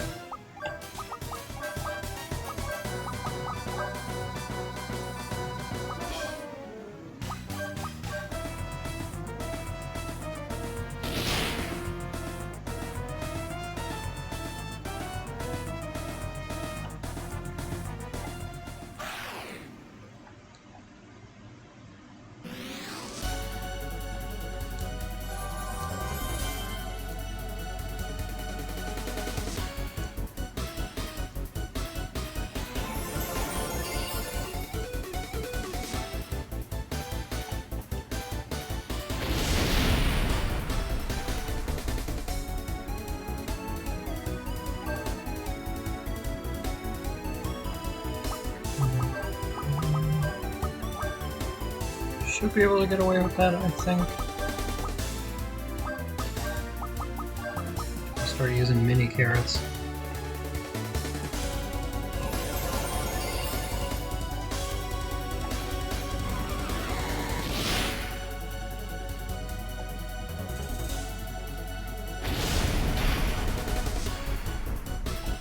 Get Ragu down to half health and starts casting, let's say, Black Nova or something every single turn. You make it that far, all you have to do is spam Mystic Life Orb every time. Oh yeah? Okay.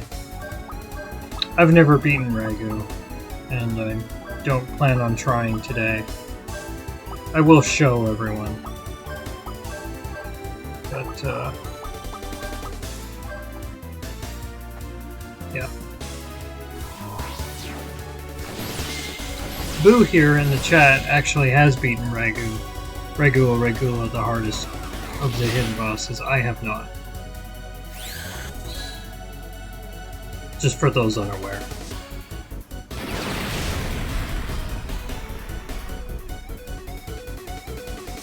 Should say, haven't in Wild Arms 2. Most of the hidden bosses are made up for this game specifically, but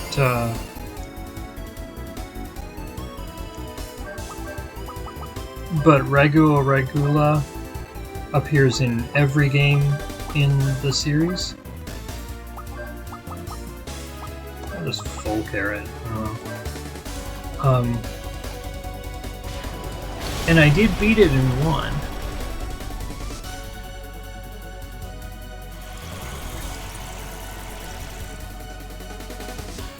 Yeah, I guess arguably, yeah.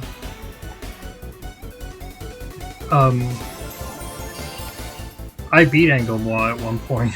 Only once did I manage that. But I did do it. I've never beaten Ragu.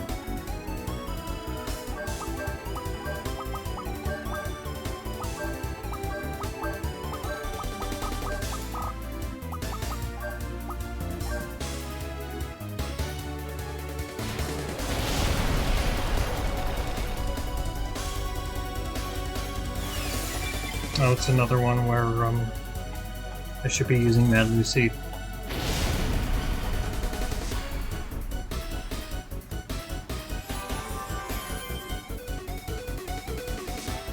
Yeah. I think I beat it once in the 60s, but by the skin of my teeth.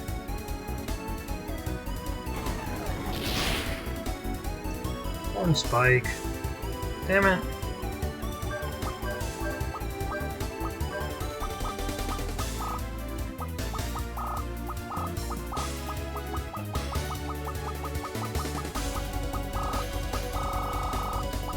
What is that?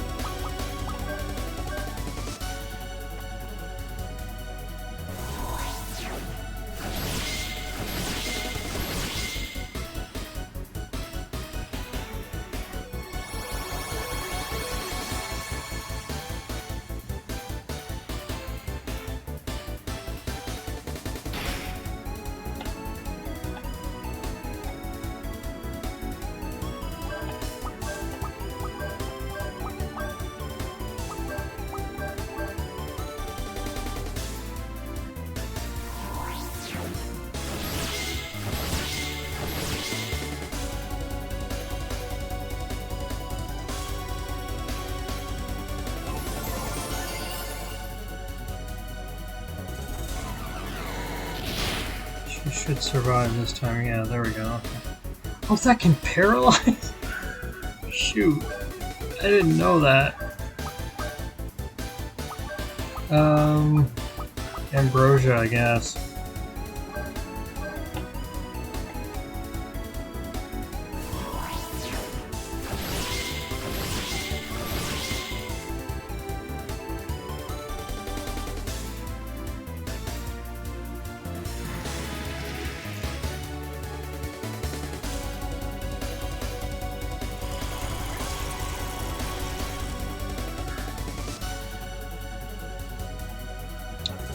Notice how the numbers indicating how much damage we took there are gray, meaning it's elemental. We have elemental resistance.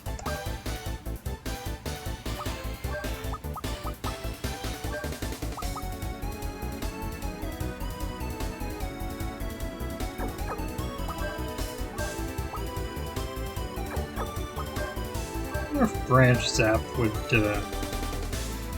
be absorbed. Let's find out.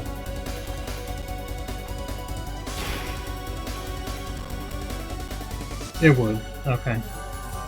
Well, good time for it, because that happened to be when we finish off the belly.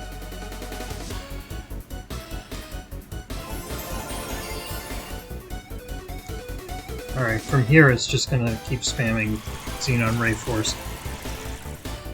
Like I said, I don't think it's literally every turn, but it's a lot. Luckily, it's kind of easier at this point, because once you've got the light rings, and Lilka's just using that healing spell every single turn, there's not a lot you can actually do.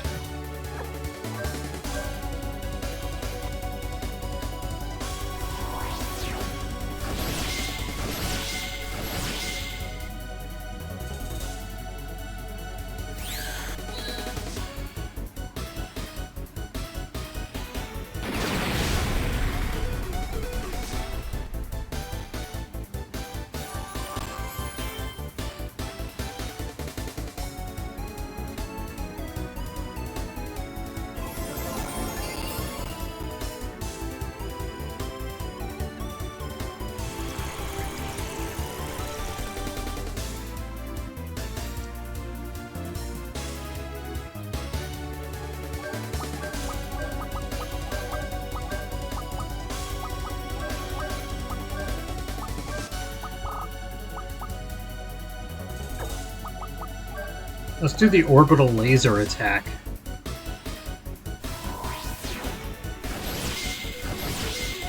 You guys want to see an orbital laser?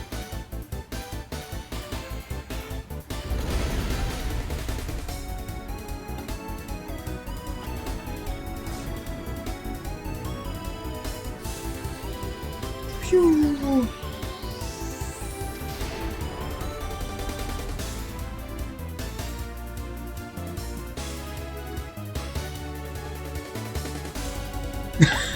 Didn't even do that much.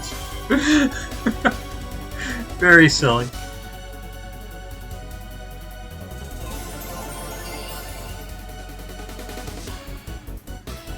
Yeah, it's great. It's great. We love the orbital laser.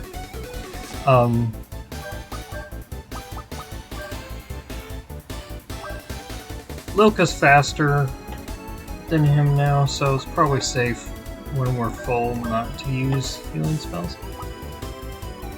Yeah. Yeah, it's very silly.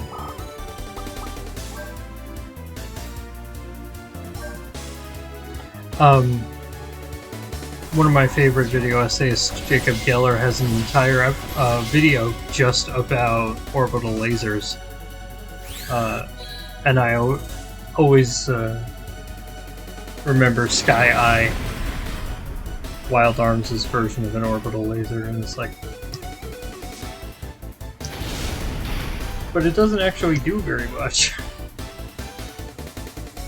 Looks cool as hell. Of course, you could argue that's entirely in keeping with what orbital lasers are, because they're not real. They're not real, they've never been real. There were attempts, or at least claimed attempts, to make them real. But, like, they never went anywhere. And even in fiction, they don't tend to be very useful. You should watch Jacob Geller videos. He's really good.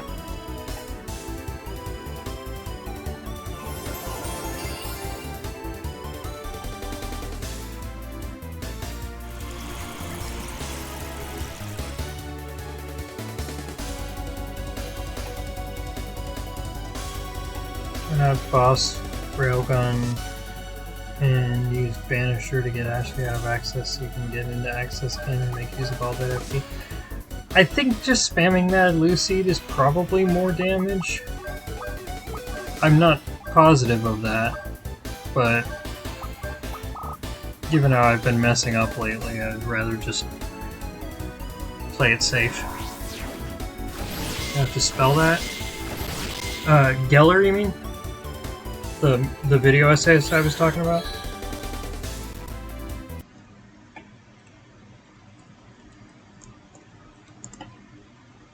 There you go. You can just copy that. He should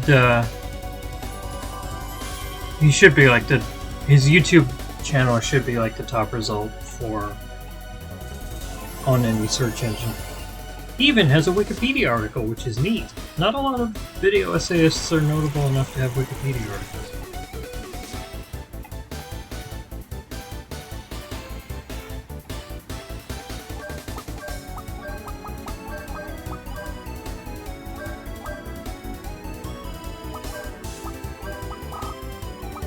No.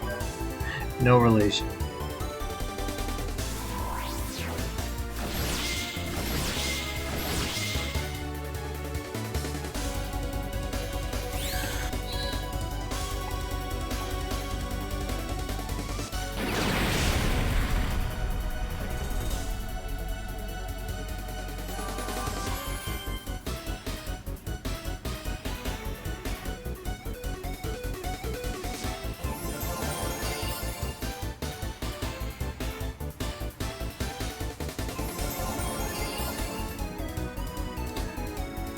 Sure is making this take even longer.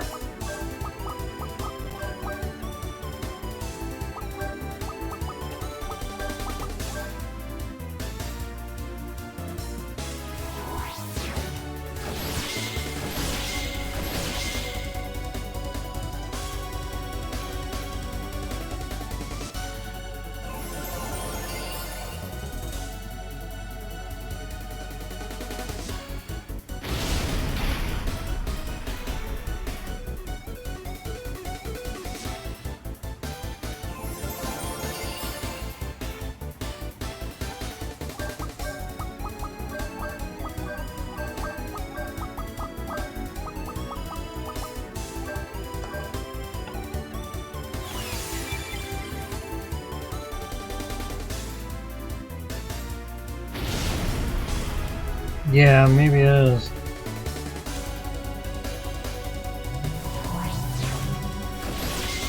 It's not as good at healing as Titania's.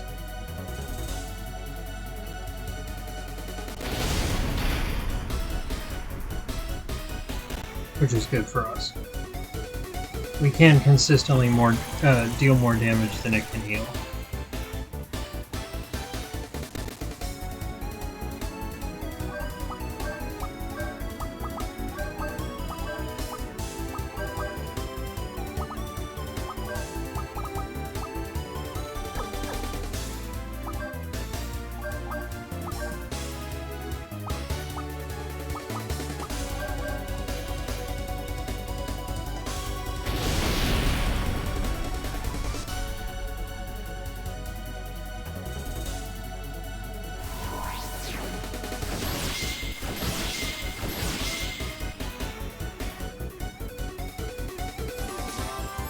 Alright.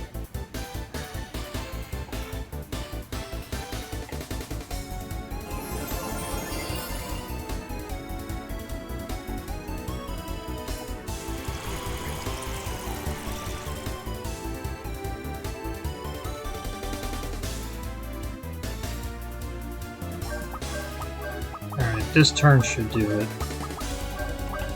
Last burst.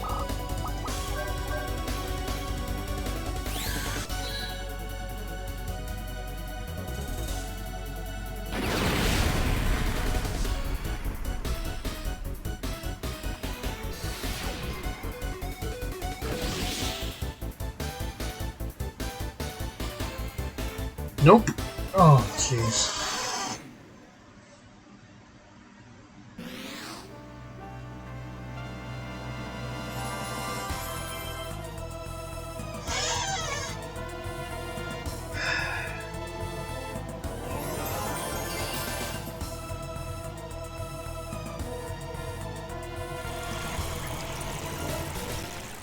Ay, ay, ay, ay, ay.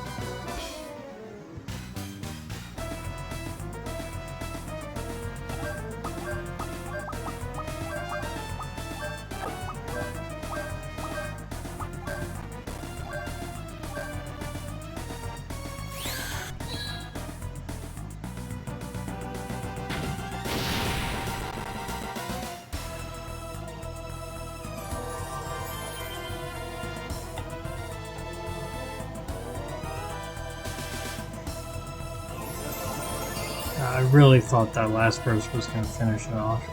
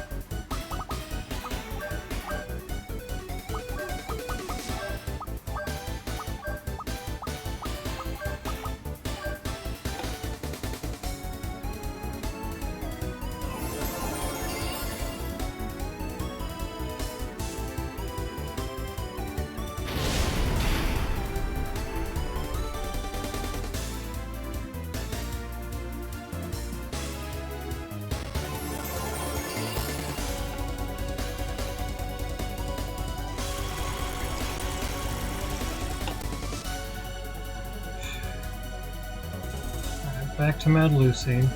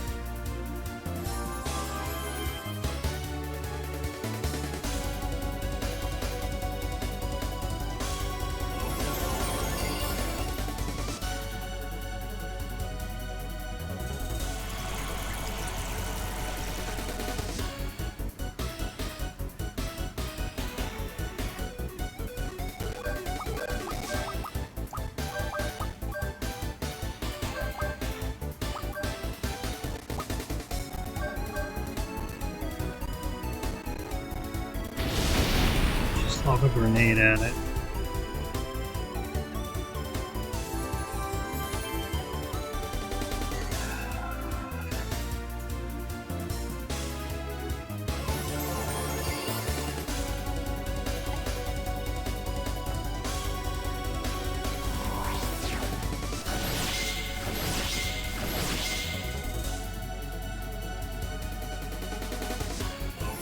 God, this guy just will not die.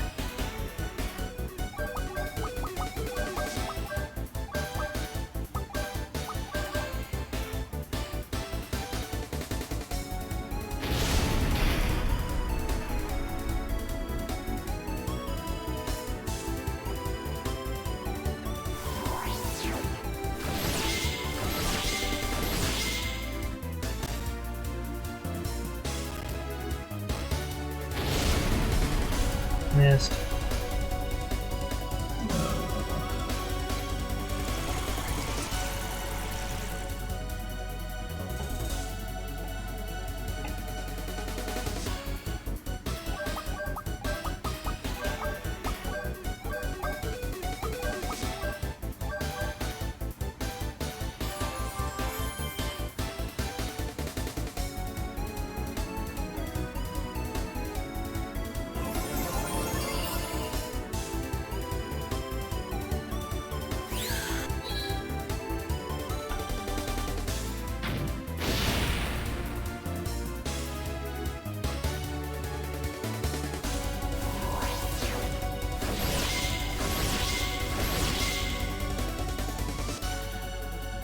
There we go. Finally.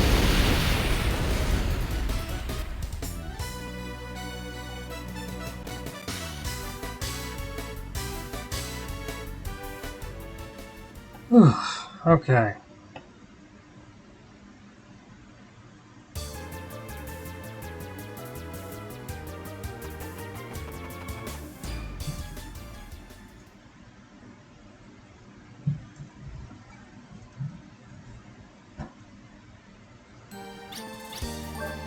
Alright.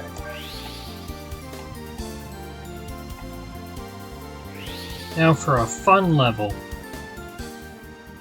with another hard boss at the end.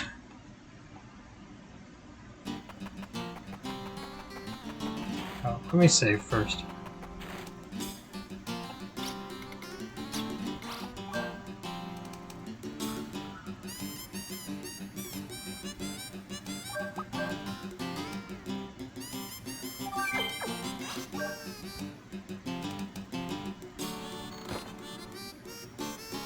You go over to here,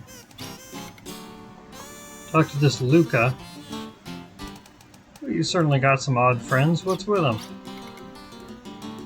As Marival, by the way. Marival, of course, is on her haughty Crimson Noble shtick. What an incredibly rude little girl. You should apologize. These are my friends made with ultra high tech, Hob and Nob. She's got flying robot friends. So they're machines, huh? I know an even better laboratory. Something Big Bro and I heard when we were mercs a while back. There's a mysterious lab surrounded by mountains south of Silvo, and I bet they're really ultra high-tech. The things this girl says. I'll show her that the real rulers of Fogai are the Crimson Nobles. Or maybe we should just check it out. Let's go, Ashley. Anyway, I think that character was, I think that was a cameo from the... If I recall correctly, I remember hearing that that was a cameo from a previous game made by Mediavision called Rapid Reload. Which in...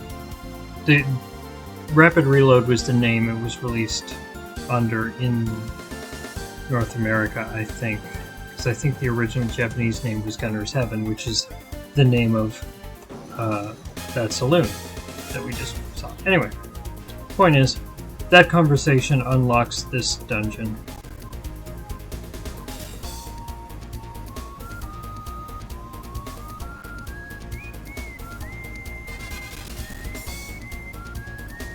And now, the thrilling conclusion. The characters we've been waiting for. Finally on stage again.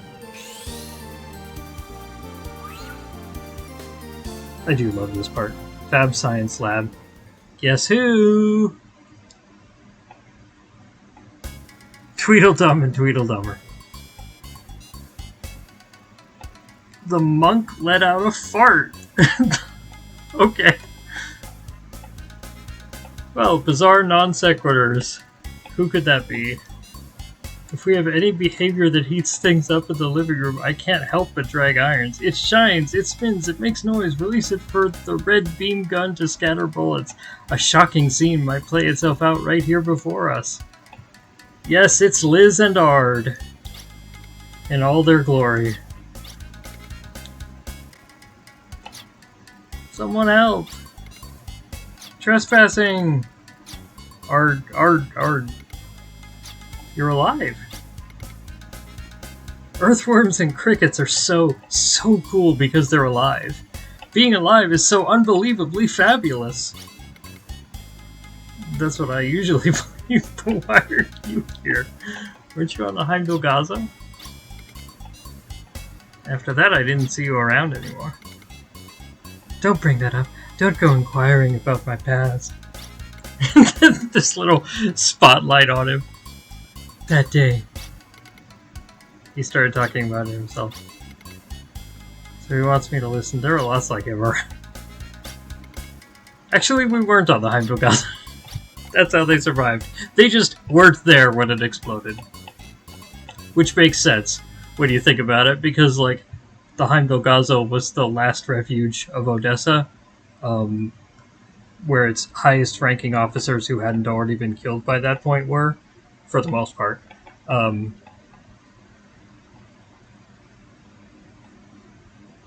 But, like, Liz and Ard were not high-ranking officers. Ard's played by Phil Fagbrock, a.k.a. Patrick Star, or maybe Patrick Warburton. Yeah, that's good. That's good. You know, they're just a couple goons. Like, ostensibly they were working for Odessa, but what are they really after? Well, we're about to find out. I'm a little unsure about that, too. I guess that shows how much they valued me. They only requested up to DEFCON B. DEFCON uses numbers, not letters. You guys can't help but get us in the way and hold us back.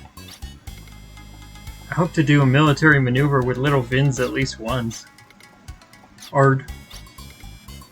Reminds me, I've never seen them performing maneuvers with the Odessa soldiers. Certainly, probably they were just being used. How sad, how pitiful. It seems the top contender gathering sympathy votes. What I want isn't anything like that. I have a dream to fulfill, even if it means working with terrorists. I want the endless sea of stars. You alright? I'm a stickler for manners. How dare you tell me that? But you always say such outrageous nonsense. Why did such unique creatures as you two decide to team up with Odessa? Do you know the smell of the earth and our true feelings? I was lured in by the red tractor beam. I'll divulge the secret past. I love these two so much. Please keep it brief. I got involved in terrorism so I could return to my homeland. I won't do anything bad from now on. Oh, you can really do it when you try. Stop it, Ashley. It's as if you're making fun of science. Right, science. Science converted me. How can you say that after you made such a mistake with science? Believe it, all I want to do is return to my hometown. If my dream comes true, all creatures will be healthy and peace will be assured. Don't want things so peaceful that everyone's bored. Finally, the idea of food vanishes, the smallest morsel is refused, and the sutra's chant will quiet. I almost was enlightened just imagining it. God, he's weird. You have no choice but to believe, so what are we supposed to do? I'm so marvelously happy. Now, losers of the combat unit, please show me around here at my own home. This here is ours? Wait a minute, what do you mean you want to be shown around? We were locked out by the security system. Finally, the computers rebelled. This is first-class hard SF. Think you're so smart? But, to quote a masked wrestler, don't enter a tiger's den and there won't be any orphans. Definitely a real quote. If you face adversity now, everything else will be easy. The only thing I can think is that they're both bugged. Alright, we'll show you around. Just go on home or wherever. Hip hip hooray! God, I love these two so much. I wish they joined your party for real. They walk around with us again like they did in the first time we met them, but they don't actually join as, like, playable in combat or anything. Anyway, this level's pretty short and consists mostly of trivia about the game, which is very funny and meta. And then it has a hidden boss at the end. Here we go. It's a UFO we built to take us back to our sea of stars. It's not a UFO. You built it. Sea of stars? What kind of creatures are you? You have so generously exposed publicly our dazzling form, hidden in this forceful, stout body, and with our status, we are... You're leaving us behind. Edited. And so that's it in a nutshell. So it's an IFO, yeah. Or an IPFO, an identified potentially flying object. This is not currently flying. I am a Lizardian, I came by air, or you could say we crashed. So you're aliens? No wonder, I mean your perspective is totally warped. Okay, let's blast the invaders! Is this a joke? Why the sudden change? No, they just don't like you, dude. We didn't belong to a planetary federation, nor was there a rescue squad coming to this remote region, so that the problem must get solved by yourself. You call this acting like a victim? That was wrong, right? Regardless, it should be easy if you only need to return home, so we'll banish you from Planet F. No, really, we'll send you off. It's a decision that makes everyone happy. A special space engine has already been attached. All we have to do now is get in.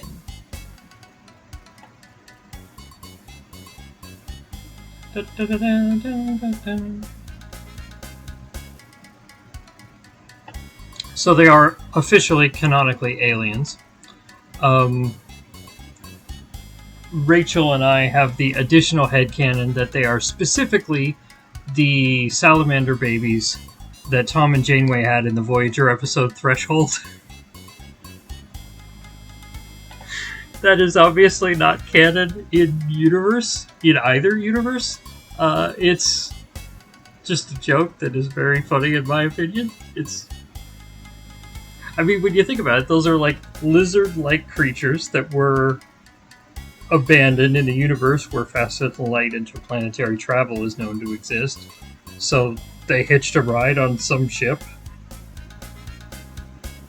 and somehow ended up with this thing, and they crash landed on Philgaia and became Liz and Ard the Liz and Ard that we know. And the reason that nothing they say makes any sense is because they're still written by the people who wrote Threshold, a notoriously bad Star Trek episode. It all makes sense. Anyway. What's this? It's a security system I set up. Hurry up and do something about it. But the computer revolt, it won't even recognize its master. Time for the hard SF to demonstrate its capabilities. What is hard SF? You've been talking about it for a while now. Hard, soft, regular? He doesn't even know what it means. Also, you might be wondering, regular, does this start with F? I think I confirmed at one point, in Japanese it was Hado Softo Futu. Futu is Japanese for regular. Why the translators didn't, pick a word that starts with F. English has a lot of those. Hard, soft, fairly normal. I don't know. It's just, this game has a bad translation. We've established that. I love it anyway.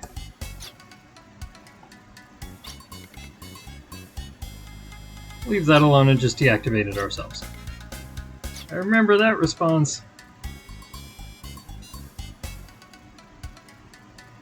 Firm would have worked probably. Hard and firm. Remember that? What was the total HP of the boss monster of Regesta? 4,500.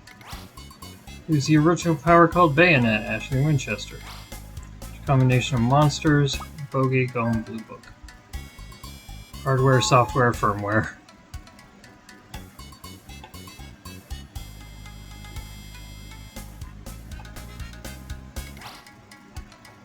How much does a heelberry cost in bell-ringing helmets? Heelberries are never sold in this game. 2 and 3 don't let you buy heelberries. Well, actually, not never. There's a black market where you can buy them. But normally they aren't sold. Who is the youngest? Tim. Between Tim and Cannon, which one needs less EXP to become level 99? They're both the same.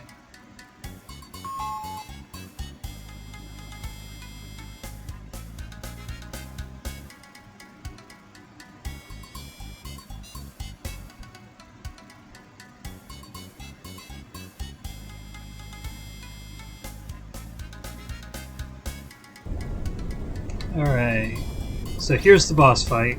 The Volkogodon is revived, crushing the forbidden silence. I want to pause it right here.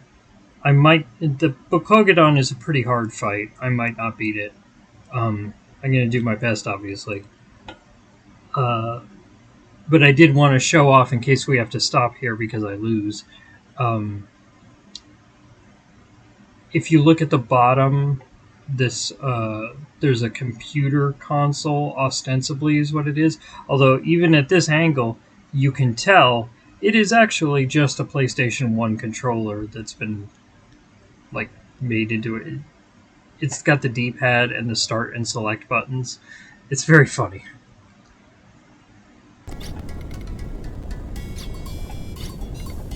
The Volkogodon. Volkogodon! But this computer's broken, right? And probably can't tell who's an ally and who's an enemy. Huh? Ah! Help! Save me! You reliable, trustworthy soul!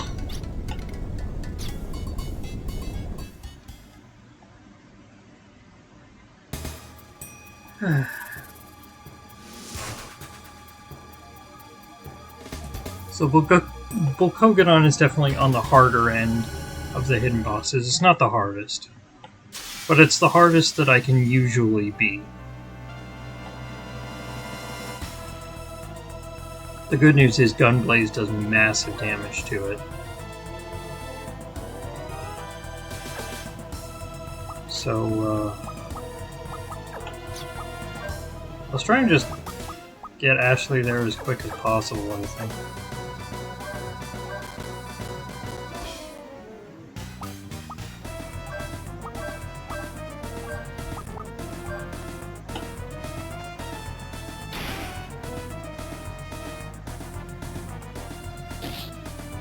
Oh yeah, because we've still got the light rings equipped. It looks like a plastic toy. It does! I forgot about that, but yeah, it does. Jeez.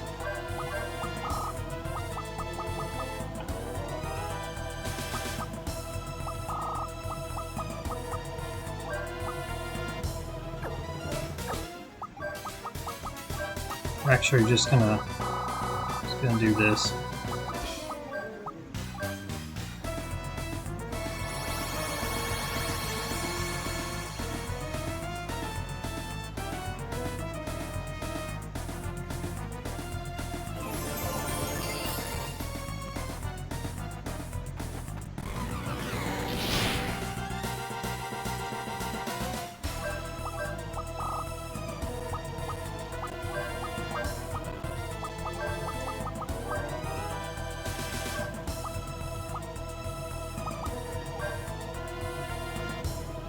I'm also not going to bother with the belly or the drill.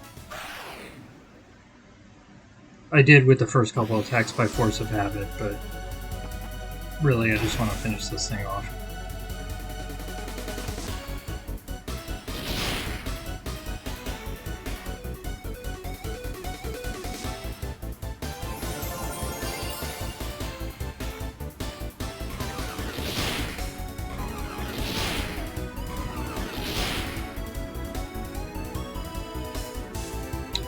Yeah. We're gonna need to equip the... not Weather Vane, I'm sorry. The Full Libra. That'll keep Loka from being paralyzed again. And hell, let's give Brad the... Blue Anklet that will also keep him from being paralyzed.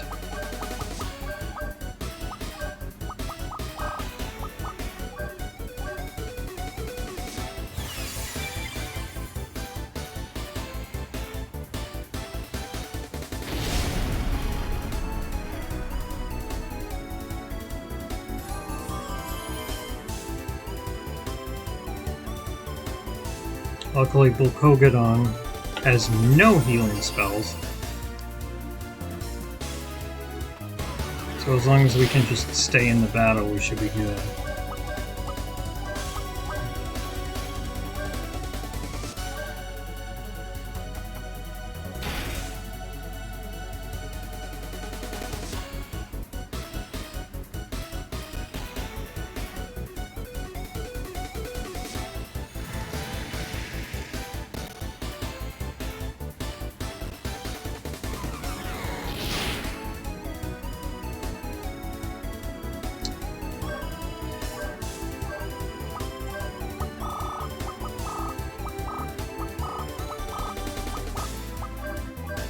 Revive.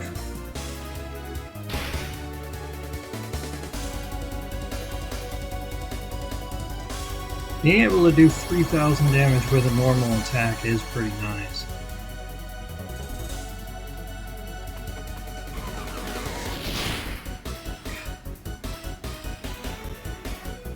It's pretty rude.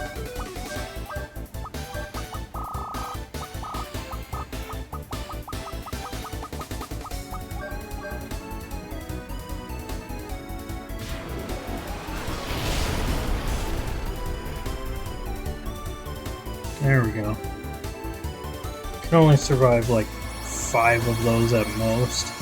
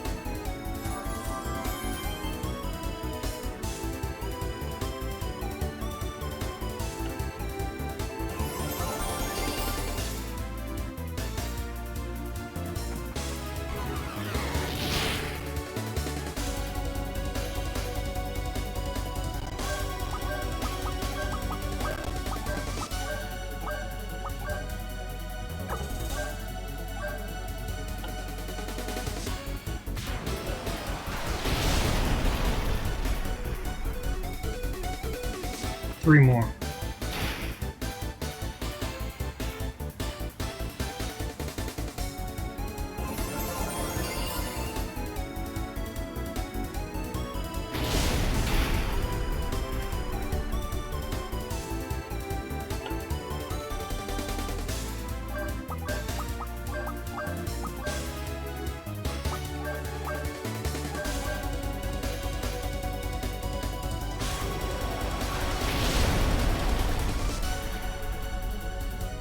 Two more.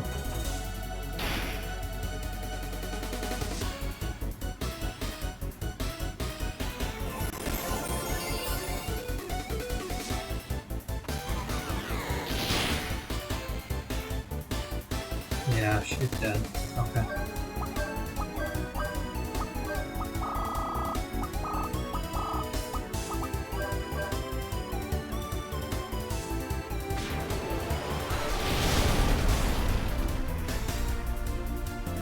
One more.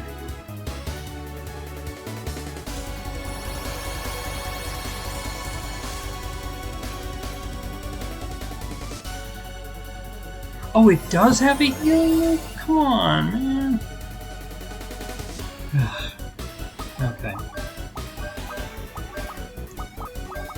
Well, hopefully the railgun will make up the difference.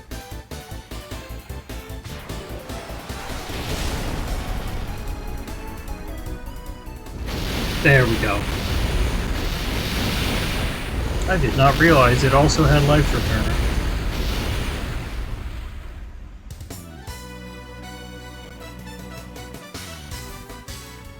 Yay, we beat Volkogadon. Okay.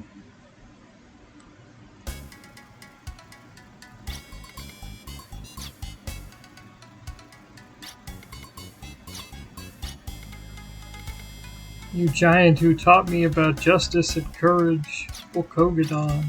It was just a giant robot. You show empathy for the strangest things. They're so sad. They're walking so slowly. Anyway, here we go. Yeah, you can see now much more clearly. Those are definitely PlayStation controllers on the sides there. It's very funny.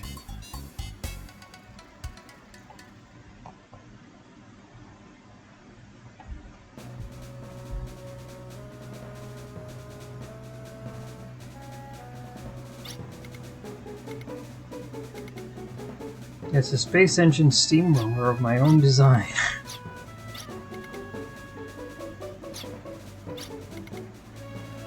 You sure blurt out very calmly some very scary things. Oh yeah, this is the silliest moment. Also, dogs and cats. You're not involved in some kind of animal trade, are you? What were you chased down? We're blood brothers. Adoring ideal scientists form a happy but embarrassing destined partnership. To summarize, you know them? You could say they're comrades. We had them volunteer to help with our departure to the homeland. Ard. You are popular in some very odd places.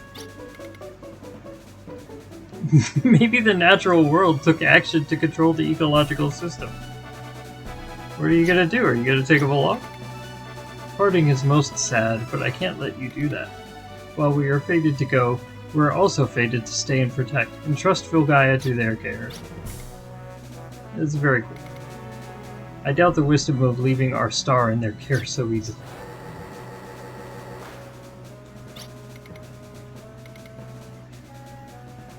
Off we go to the Sea of Stars.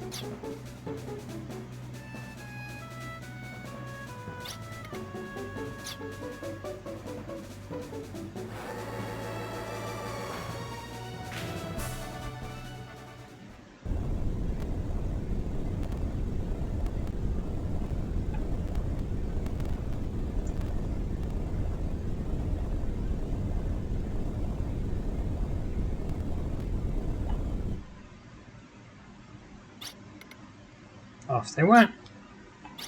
Wait for it.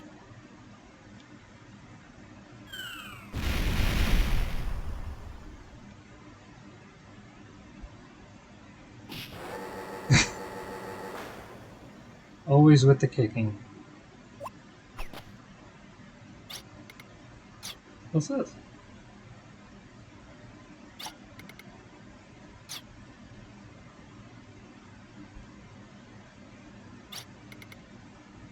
Whoa, evacuate immediately.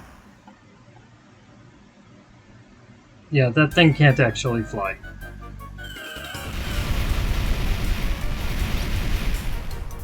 My soul was pulled in by Vilgaia's gravity.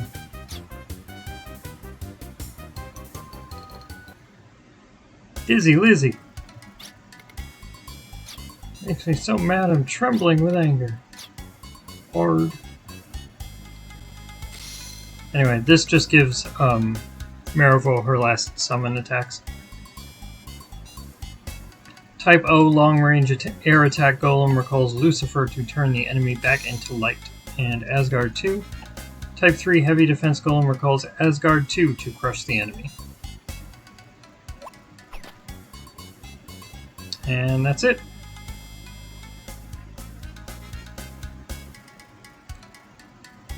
So those are all the hidden bosses that I normally beat in a run. Like I said, there's 2 more. I want to show you what they look like because they're pretty cool, but I'm not going to be able to beat them. So let's go ahead and do a save state right here.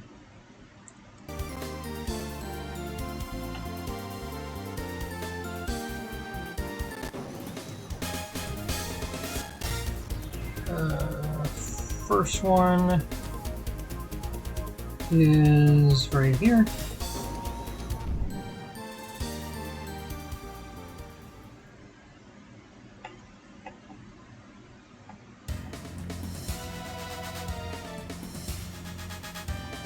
You can actually see the spinning pyramid at one point in the cutscene at the end of this level, but obviously you can't actually fight the hidden boss until much later.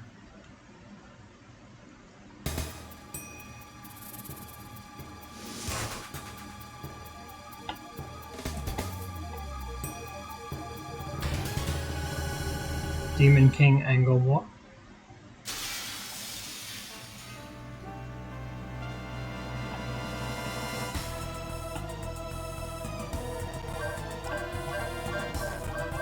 It's huge, it's purple, it kills you.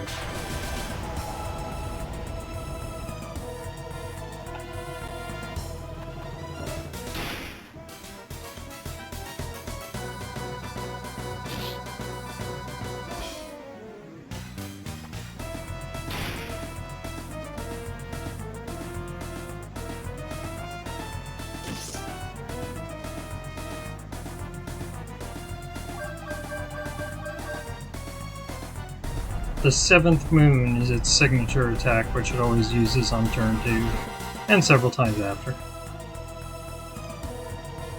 There we go. Okay. Brad lived. That's fine.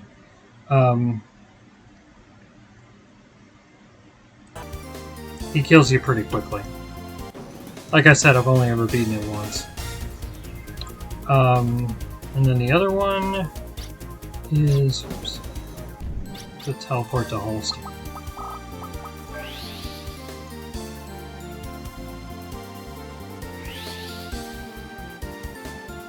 And then after that, I'll shut off for the day. And then next week, we'll pick up in the Glavela Gable. We'll go through the actual final bosses of the game, like the required ones, and then the finale. I think it's a very beautiful and satisfying conclusion to the story.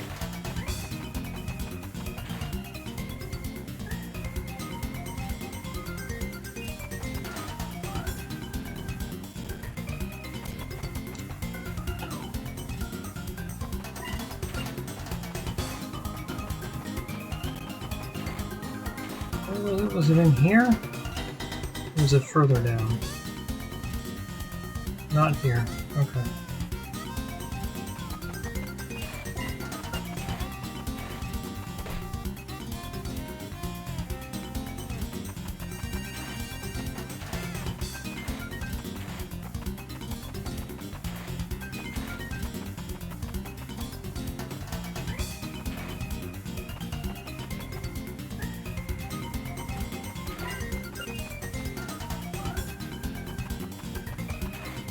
believe it was this way.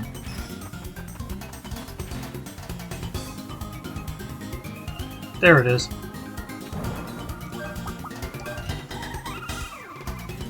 Where are you?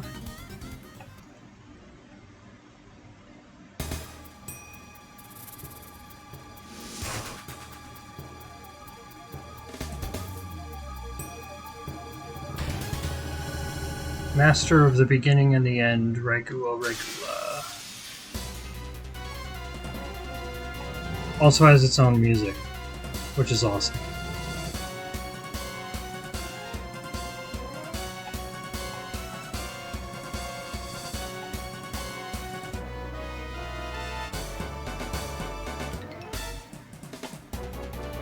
Actually, I don't think this is the only time they play this music. But it's not common.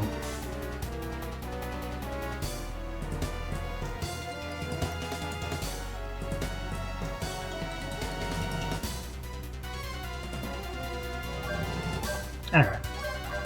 Watch, it'll kill you even faster. 1 trillion degrees. There we go.